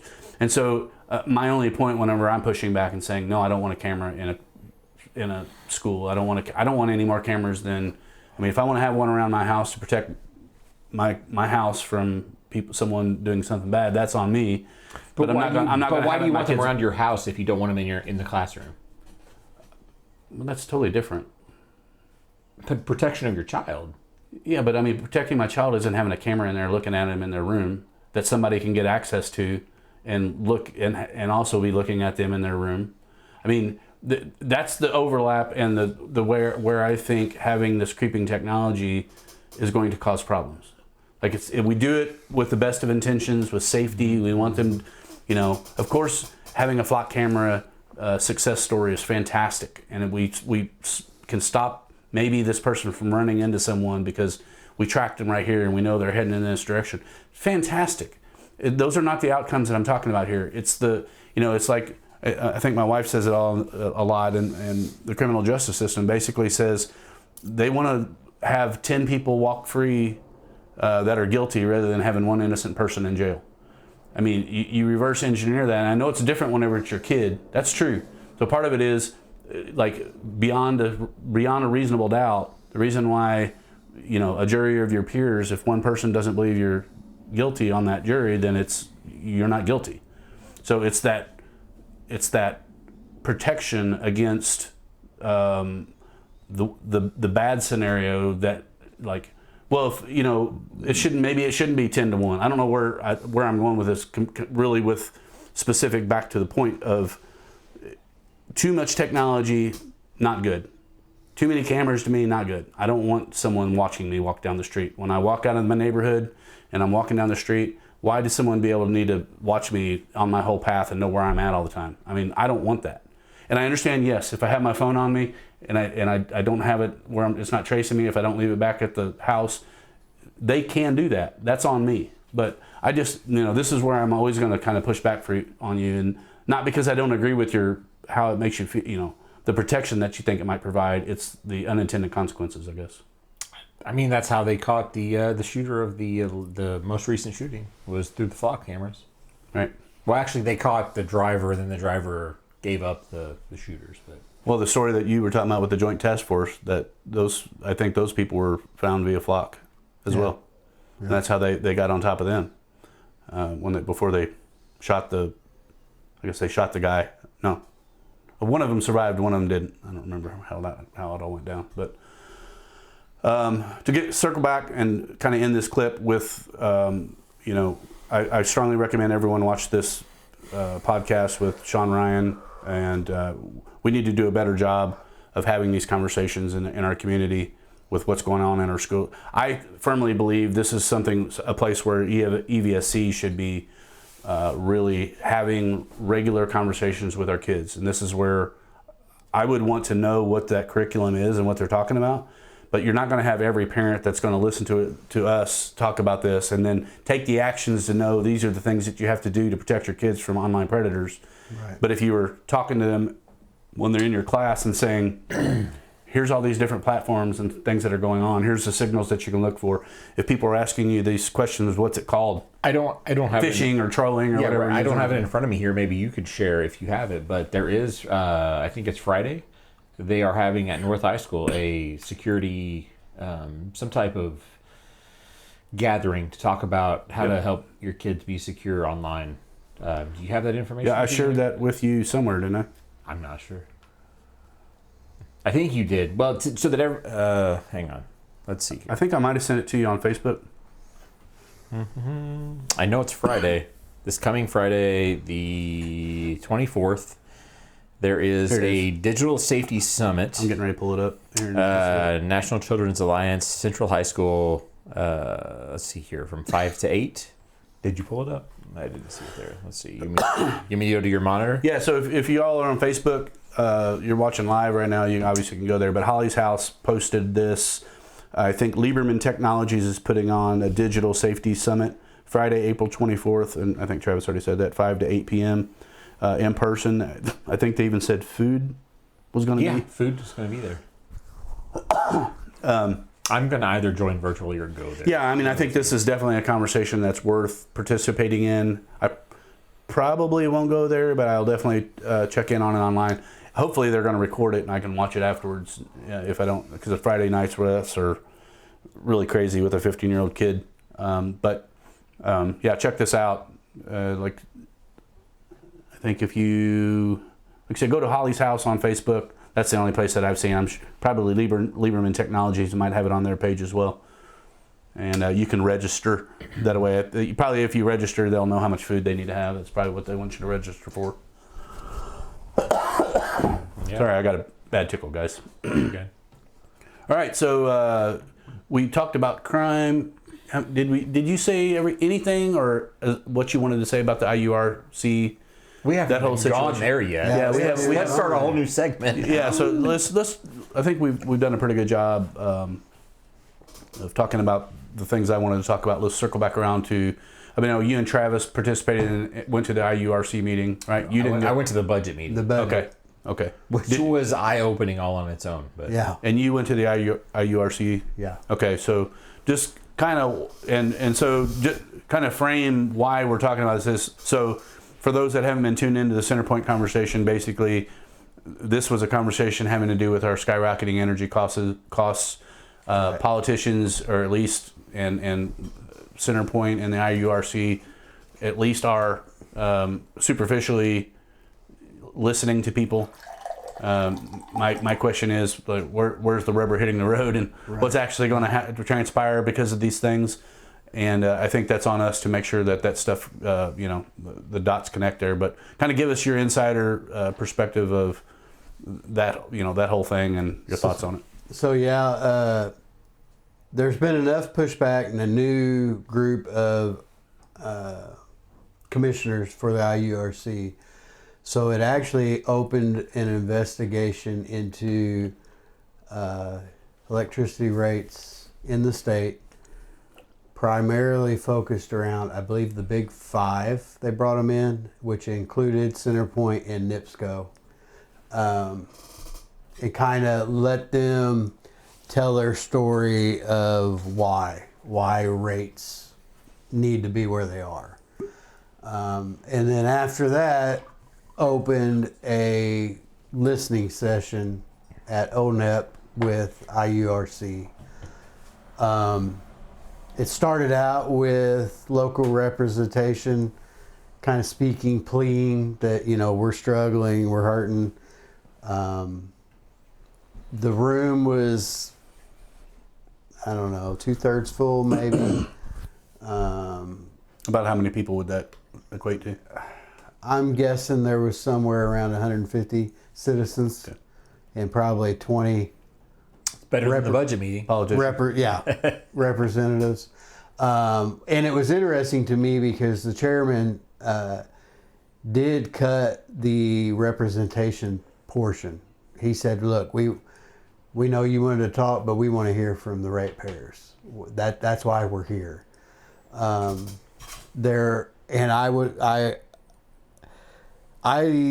had posted leading into it, and I kind of got some pushback, that why we did this before the rate increase, and they still got it anyway, which they did get a rate increase, but it was adjusted. It wasn't what they were originally asked. But the citizens that spoke were well prepared. There were a handful that just got up there mad. Ranting that, it does not help really at all. I get it. I understand the being upset and I understand the passion, but in situations like these, there's a process that must be followed, whether I agree with the process or not. And they pointed to that. But very good talk. Every member that was present took what appeared to be diligent notes. I left feeling that they realize it's out of control and something needs to be done. I don't know what that's going to entail.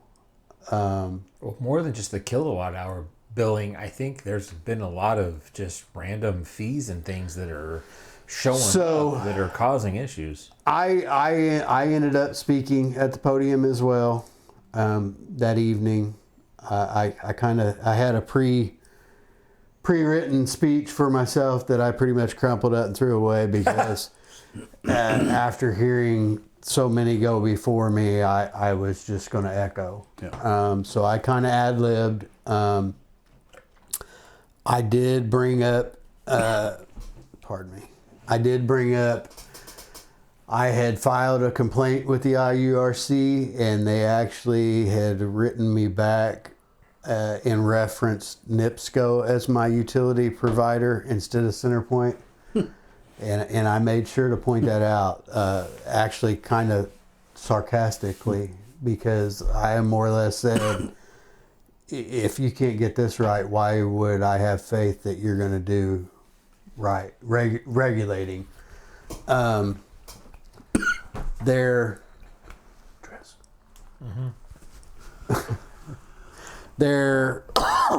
Centerpoint structure, basically with IURC, if you file a complaint, you have to contact the utility provider first, but you can't, you're only getting so much. I mean, the utility provider, at least my experience with Centerpoint, is not going to give you like clear information to accept fault, right? Like, there was a lot of instances where people questioned these new electronic meters, the reliability, the accuracy. There was a gentleman there that had received a message that he used all this electricity and he was out of town and actually had his main breaker turned off. When you break down the fees, I don't see how they can get your bill right. I believe it was 19 separate lines of electricity charges, and they go positive, negative, because there's adjustments and this rider or tracker, and it's impossible for a regular person to figure it out. But I felt like it was productive. They took it very seriously. It seemed. I made sure to reiterate, because after I was done, the chairman asked me a couple clarifying questions, and I made sure to reiterate, you don't get the utility provider right. How should I trust this is going to do something? One of the more interesting things with Centerpoint is I believe we are the smallest market in the state as far as utility, and that is primarily the reason why we pay more, because there's less of us to go around. So if they invest $1 billion and they try to recoup that as allowed through the IURC, it's divided amongst less people. Whereas Duke, if they invest $1 billion, it's 900,000 people that are paying that slice. Part of pie. what I've heard as well is, I mean, our providers in Texas, and what we don't know is Texas has been forced to do a lot of the solar, wind, and all that through legislative reason legislatively, and Centerpoint has to stay much more competitive in Texas with their ratepayers and the people that live there, because there's other energy companies vying for those houses and businesses and whatever. Like, we don't have that. We're a captured audience, Right. and so we just get whatever it is that we get. We don't have any options around it. So we are definitely in a chokehold. And that was an argumented point by both representation and citizens that, give us a choice, give us other opportunities. Glaringly to me, customer service is an issue with Centerpoint. And then, I mean, even Senator Tomes got his bill out and had a conversation after the fact of like, look, so they understand. I mean, I felt positive of that. And then after that outcome, Evansville City Council I believe it was the very next council meeting, passed a resolution asking, I guess, the IURC to pause all future rate increases for now, because it's becoming increasingly obvious that this is not sustainable. Is that when Braun announced basically he was going to stop any Indiana state gas tax for at least 30 days, but probably on? I believe so. One of the more concerning tokens that was said both at that meeting and then again at City Council by Christopher Nork was there are 16,000 customers that are 2 months or more behind for a total of $5 million. Wow. In Evansville. In Evansville. That's not their whole, but in Evansville. So think about that. I mean, that's huge. So that's people that are going to be on the street.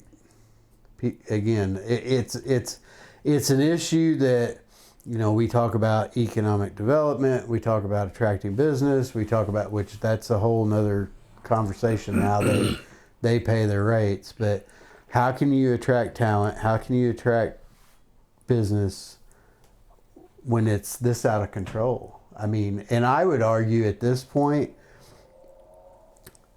electricity is no longer a luxury. It's a necessity. I mean, kids have tablets or what have you for school. Everything's done electronically. The medical equipment, if you have a CPAP or, oxygen, like, you have to have electricity. And something has to change. Again, it ties, I think it directly ties into affordability and crime and mental health and the anxiety of, I mean, what do you do? Yeah, people are juggling, okay, well, I'll pay the electric bill late this month. That way I can pay the house payment. Next month I'll pay the house payment late so I can catch the electric bill up. And it's almost, from some of the stories, and I don't know how much truth, I know my bill, right? But some of the stories I've heard, they're, randomly changing their budget bill, telling them, oh, this is how much you owe versus this is how much, you really owe, and I've experienced that on my bill recently, and I didn't, because people misunderstand on the post. Apparently, reading comprehension can be difficult. I didn't get all the screenshots right away because I didn't catch it right away, but I went to pay my bill, and it told me disconnect on, or April 9th or whatever if you don't pay this. And I went, what? April 9th? My bill's always due like the 20 whatever. So I actually looked at the bill, because I was going through the app, and the bill told it was mailed the 8th. So I thought, well, how can I pay it the 9th and disconnect? Well, then when I did pay what it told me to pay, then it said I still owed like 15 whatever dollars or disconnect. And of course everybody was like, well, that's this plus this. And I'm like, but when you open the app, like I know what it is, but when you open the app, what I totally owe should be what it tells me. Not this is your bill and your late fee separate. And that's why people are getting their power turned off. And then they get, they have to pay an extra deposit or a $300 disconnect fee, or they're reconnect. Like that to me is predatory. It's misleading. It's, I shouldn't have to do the math for you. If I owe you $300, including my late fee, that's what your bill should tell me. Not your bill is $250 plus $50 late fee. You should do the math for me, not me. I don't need to do that, And, you talk about anxiety and frustration. People, what happens? You can't, man, I've only got $300 for the next week, and my kids got to eat, and my electric bill is $300. I guess I'm going to go steal some T-bone steaks or what, I'm being kind of facetious, but, that then Kids- theft kids starts. gotta eat. Then Right. and unfortunately you get away with this, right? Oh, I'm not going to pay for that today. I can't. Oh, I got away with that. Well, now I can not pay for this. Yeah. I'm not saying that's everybody, but it. So hopefully, I don't know what they can do. Clearly, again, legislation needs to change. I know there's a lot of people still pushing for solar, but financially, it's not feasible the way it's set up right now. If you have solar and you're feeding back to the grid, they're making money off you too. So why should they pay you 3 cents when they're selling it to me for 24 cents? Yeah. They should pay you 24 cents. They shouldn't get the profit off of electricity you're providing. Well, you also didn't mention right around the tax filing date, and everybody's taxes are due. Right. If you pay them, if you're paying them right now, that's another, you got a lot of people, you're supposed to save that money and then pay the taxes, and Right. it's just harder and harder to do. Right. There's, I think we filled up my wife's car the other day. It was $70. Yeah. And meanwhile, I'm gonna pivot just a little bit. There's I think Travis knew about it, but there's have you heard of Nick Shirley? I'm sure you have. Mm-hmm. So I don't really understand why Democrats have decided they want to hate him. I really don't get it. And I don't understand why people who are voters hate someone that's, finding corruption and finding misspending of our tax dollars. Basically, in California alone, and he became famous for the whole thing in Minnesota. Yeah. and the Leering Center and the billions of dollars that were wasted going to people, hospice programs that didn't exist. They weren't taking care of anyone. So apparently he's basically just started in California, and I think it was San Francisco alone, something to the effect of 10% of all hospice companies are located in San Francisco, like in the entire country. They have he went to an apartment complex that was converted into like suite numbers, and there was like 89 hospice companies in one building. And so That's not a red flag. he's talking billions and billions and billions of dollars. Meanwhile, you know, we're being forced to pay higher and higher taxes, and you know, people. So anyway, the point of this was, the whole point of this podcast, the point of what I feel we need is more honest, transparent conversations. What about the Stop Nick Shirley Act? Well, that's what I was going to say. Like, that's what I'm getting to that. Like, and I got a clip here if it works again. But, you know, I'll share the clip, and that talks about the Stop Nick Shirley Act. But we have to have conversations like this, and we have to have conversations with people who don't consider themselves Republicans or Democrats. And, you know, this is one of those topics, again, that I think local Democrats have failed, because they're not saying, yeah, we absolutely need 100% accountability and transparency. And according to this clip, you know, my colleagues that are Democrats in California don't want accountability and transparency. They're okay with taxpayer dollars being wasted. So, like, do you really care about people? Do you care about people that are struggling to survive? Do you care about homeless people? Because your words don't really align with the people that you're trying to cancel. Let's listen to this clip, and if you haven't seen this, I think this will this will raise a lot of eyebrows for people. So, again, me and Travis are trying to start something here that's forcing accountability, forcing transparency. So when I see legislation like this and conversations like this, it really scares me that this could come to the local level. I mean, we're not so special that that it can't happen here. So let's take a listen. Hopefully it works. California Democrats are taking heat for a new bill they're pushing that one lawmaker has now dubbed the Stop Nick Shirley Act. Some people are arguing that the proposed legislation effectively criminalizes investigative journalism. GOP Florida Senator and member of the Homeland Security Committee, Ashley Moody, joins me now. You know, fraud has been a big focus for you when you were AG in Florida, and now that you're a senator here in Washington. Give me your reaction to this. I mean, they're basically saying you can't go out and investigate in the way that Nick Shirley did in Minneapolis. Yeah, this doesn't surprise me at all. A lot of, you know, we're uncovering in these commie criminal havens, let's call them, you know, their policies have bankrupted their states, and they've built that in to these structural deficits like California. I think Massachusetts is struggling with deficits.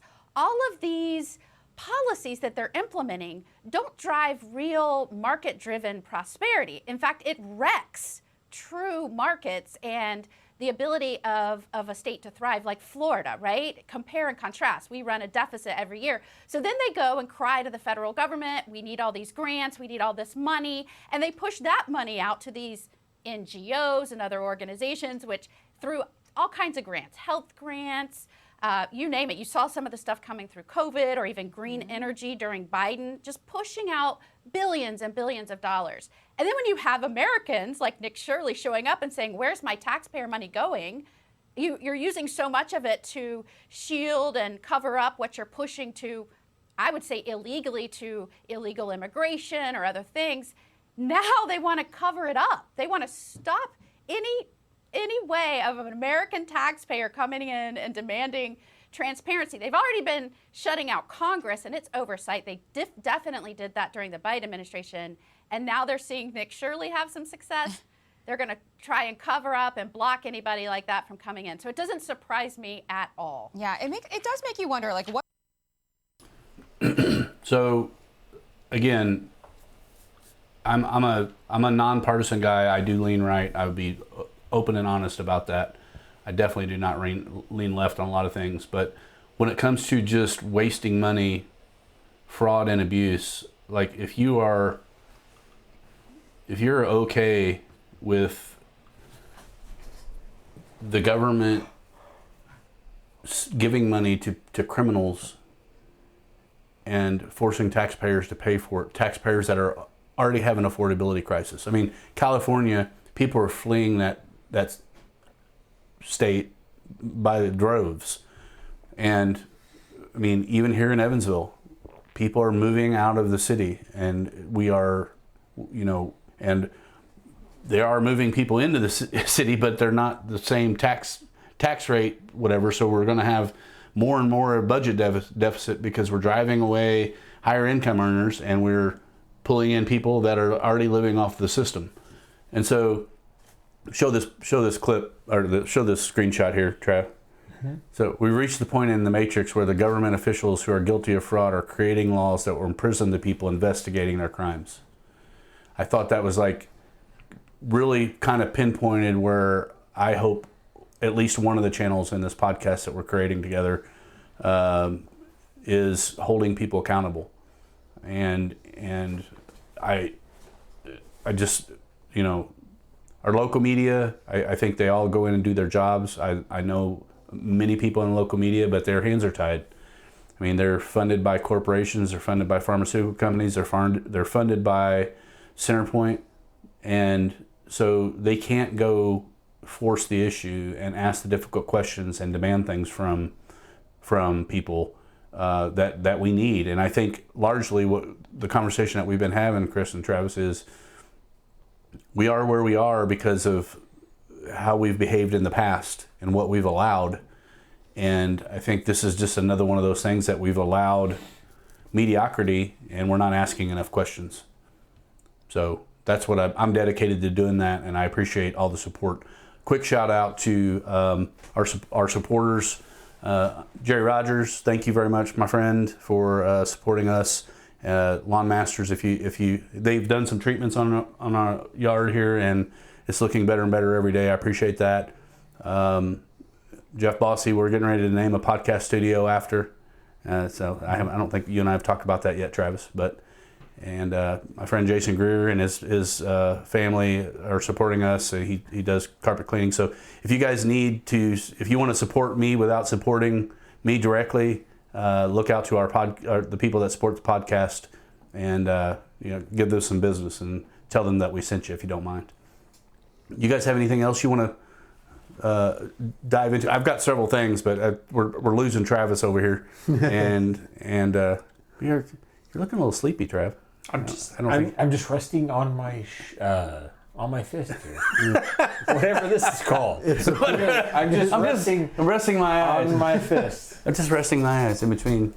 We're fine, man. It's 7:30. We're good. I know it's 7:30. So, you got anything else you want to dig into this time around? I think, kind of to add to the whole fraud and the quote about the people that are committing the fraud are now rewriting. We're from the government. We're here to help. Right. We caused the problem. Yeah. The scariest thing you can ever hear. It just comes back to the storytelling. Like, we're not dumb. Give us the truth. Why are we, hey, we screwed up. We let this fraud. Own it. I just don't understand why we frame things the way we frame, and we storytell so much, especially in the political realm. I seen something the other day that was talking about how the Democrats are turning out for the primary. Well, there's really only two primary races, one from each ticket that even matter. Well, everything else is unopposed. Well, Virginia just redrew their lines, by the way. Yeah. But like locally, why are you, and then historically, Democrat voters vote early. Republican voters don't typically. Yeah. So like. Dead voters also vote early. And often. Vote early and often. That was one quote that I never really... Often? You didn't understand until you did. Often. I just... The cemetery is my voter base. Why do we have to frame everything like... Again, I think it starts there. It's me against you, me against you, me against you. And forget that. that party don't care any more about you as a person than, in most cases, the company you work for cares about you as a person. Because if you leave, they're going to insert somebody else 9 times out of 10 without blinking an eye. So why the loyalty? I just don't get it. Why the blind? And this is on both sides of that coin. Like you, I consider myself an independent. I'm all over the place depending on what topic it is. But I don't understand. And really, if you think about it, Indiana's a mess anyway because we have open primaries, you know, and I could go in and pull a Democrat ballot. I can go in and I can pull a Republican ballot. But as an independent, I can't do anything. I can't caucus, you know. Is that fair? Because I can't caucus because I'm an independent. Well, I mean, the system's not set up for fairness. Right. I think you know that. I know that. I think it's going. You know, the whole left versus right thing is just a big distraction. They're two wings of the same bird, and they're all just looking for individual power. I don't think there's no local politician that's proven to me that they care anything about individuals. Right. And it's not even about the party. It's just about what is the platform going to give me. And the thing that concerns me, and I'm just, again, I feel like I'm picking on Democrats a little bit tonight, but I mean, what's always bothered me about hypocrisy in politics is if you say something, it shouldn't matter if it was a Republican or a Democrat that was guilty of doing it. And Travis mentioned, I guess Virginia just did a bunch of gerrymandering, and they're basically, you know, making it where only Democrats can win. And yet I don't hear a Mary Allen or anyone locally talking about how democracy is being stolen because it's happening in Virginia. Mm-hmm. And they were talking about doing it in Indiana, but democracy is being stolen. They were talking about it in Indiana. Right. Like, if you really believe that gerrymandering is bad, then sit down in front of another person who doesn't agree with you on your position that you're taking and have a conversation and be on record with it. If you can't do that, to me, you should never be in politics. You should never earn a vote. You should never be in office, because we have to be a country set on morals and values. And if you can lie just to get a vote, pander just to get this done, even though you have no power to do what's really going to fix it, nor are you going to have the conversation that would potentially create the fix. Like, you really have no intention of fixing it. You're just pandering to get the vote. I mean, I see that almost in every local politician right now. They won't sit down and have a tough conversation. They won't be on record saying, yeah, my party who did that as Democrats in Virginia should not do that. And I will go to my state I'll do everything in my power within this state to make sure that's a level platform. You and I and Travis talk about topics. Like, this is right, this is wrong. Is it right? Why is it right only when it happens to one side of the aisle and not right on the other side? That's not the way this is supposed to work. And so hopefully, because we know we're not going to move the needle and change anything at the national level on any podcast, unless you become Joe Rogan, you can text Donald Trump, you might get something done. But like you and I, what we can do is create a group of people that are passionate about the things that we agree on topically, that are important topics, not that we agree on the topics, and create synergy and energy to make it happen. I think what this all comes down to, and we've said it a bunch of times on this podcast, and I just hope it resonates with enough people quick enough. It's like, we have to organize as a state to change the law that protects Centerpoint from having a monopoly. Right. People have all these online debates complaining about Governor Braun, complaining about whatever. It is always going to come back down to people.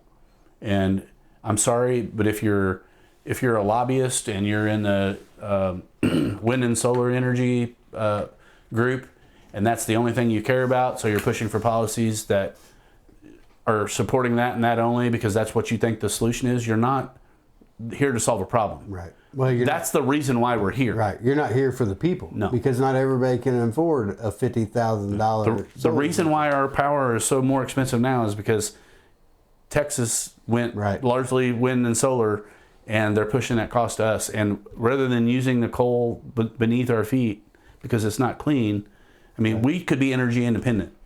Right. With natural gas and coal, we could almost be 100% independent. And it's just like, to that point, when the statements started arising that, well, the DOE forcing Vector and Coley to remain open when it's not needed, it's obsolete, because the CEO of Centerpoint even said it. Well, yeah, I'm going to trust everything he's saying. You know, it's costing so much money. Okay, show me that. Yeah. Show me where it's costing that, and what's the difference from how much is it going to cost in June, July, August, September, when we can't provide enough electricity to run everybody's AC, and we're buying from the MISO grid that went from somewhere around $30 a kilowatt hour to $666 a kilowatt hour last year. Yeah. 666. Yeah. And show me, Whoa. show me which one's less, which one's more, right? You know what I mean? There's no doubt that it's costing money to keep it open. I completely understand that. But when you walk in a room and say, well, it's costing $2 billion to keep this open, without telling me what it's costing if we don't, you're only, that's scary. It's a big scary number, right? It's got a bunch of zeros behind it, you know? Well, the scary part to me is they raise prices indiscriminately. They say they have, here's why, but there's no transparency, just like you said. And we have no guarantee. And in fact, we can look back into the near past and say, we know they're going to raise prices indiscriminately moving forward forever. Right. And yet we're not making that much more money to make, like, our cost of living is going up and up and up. Right. And we can't make enough to keep up with it. And energy is a big part of that now. And they said that part of the reason why they had to do all these increases was all these clean energy initiatives that they were going to do, and then they decided not to do them because they're not feasible. They're going to cost too much. No, they were scams. But do you not remember all those solar programs and those companies? For it. Do you remember all the companies that yeah. got funded? Like, it's the same thing as the hospice. It's the same things as the Leering centers. They come up with a policy. They say it's going to be, here's the magic number, we need the money. Right. And then there's no plan. They throw the money out into there, and they wonder why our energy problems are what they are. Right. And then the Democrats act like they don't understand that. Right. And the Republicans, to the Democrats' credit, act like they don't understand why it's happening. We all know, anyone that has really dug into this, you know why it's happening. It's because of the bureaucracy, it's because of government, it's because of shitty policies. Right. And the only way you get away from that is if we revolt in some way, or we just say, we're going to figure out a way and break free from your system. Well, and two, it all comes down to the legislation, because, like, no matter what, they're writing stuff in that they know isn't going to work, right? Or it's benefiting. So while I might be addressing this, I'm getting this out the backside of it because I wrote it in on it, instead of just simple, no, you can't do this anymore. No fluff, no extra, well, we're going to allow that, this, the other. Mm-hmm. You know, just a clean, this is the new thing. And they take advantage of it. And then they go, well, I tried to get the, you know, we're facing a super majority, so we can't, and you are. I get it. You don't have to tell me that part, but it sounds good, and it tells me, oh, well, he's trying. He's doing his job, so I'm going to give him more votes. Well, should I? Or should I vote for somebody that can do something? You know what I mean? That's not going to tell me the excuse of why I can't. You know. Well, whether they can or can't do something, to me, it is about having the boldness to say the system is broken. Right. And I'm not going to go along with the status quo anymore. Right. And I'm not going to pander to voters. I'm going to rip the Band-Aid off. We're going to talk about what's going on. We're going to say, here are our only real options. Right. And then all I hear right now, again, this is me just kind of doggone Democrats a little bit. All I hear is it's Republicans' fault. There's a Republican that's a governor, right. And that's why we are where we are. And that's not Mike Braun's fault. And I'm not running shelter for Mike Braun, but that's not his fault. And the problem is, it's the people's fault. It's it's our fault, right? And it's our parents' fault for not asking the right questions, and it's the hard questions, and forcing our elected officials to give us the answers that they have, like what is this, what's happening, right? And what's the plan to get out of it. I mean, this has been going on for more than just 5 years. It's been going on for a long time. Oh yeah. And so part of this conversation, why I appreciate you coming on again, is just continuing to raise awareness. I hope we keep pushing each other to explore uncomfortable conversations. I appreciate everything that you're doing, trying to get involved in the attending as many local meetings as you can and learning as much as you can about the ins and outs of local government.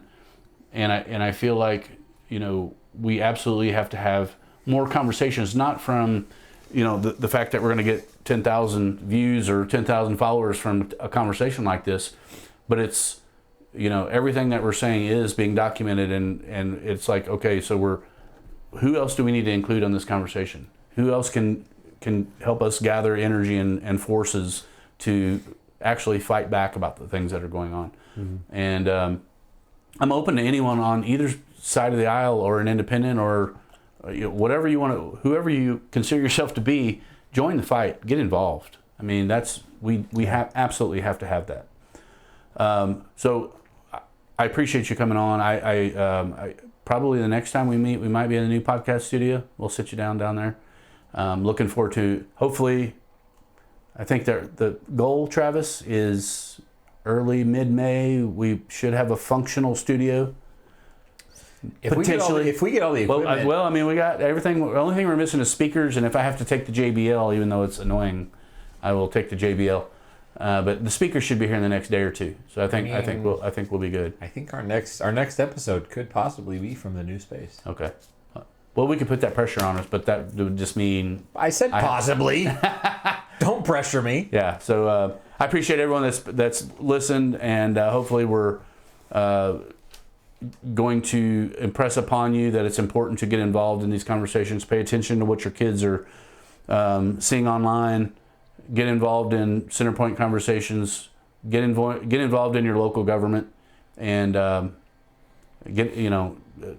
sit down and have conversations. I don't care what side of the aisle you're on. Come have a conversation with me. Have a conversation with Christopher. I don't know if you want anybody talking to you. Do you? Don't talk to me. No, I'm kidding. Travis, I appreciate you. Mr. Newman, I appreciate you. Thank you, sir. We'll see you again soon. Yeah. Love you all. Thanks for tuning in. Take care. Have a good night.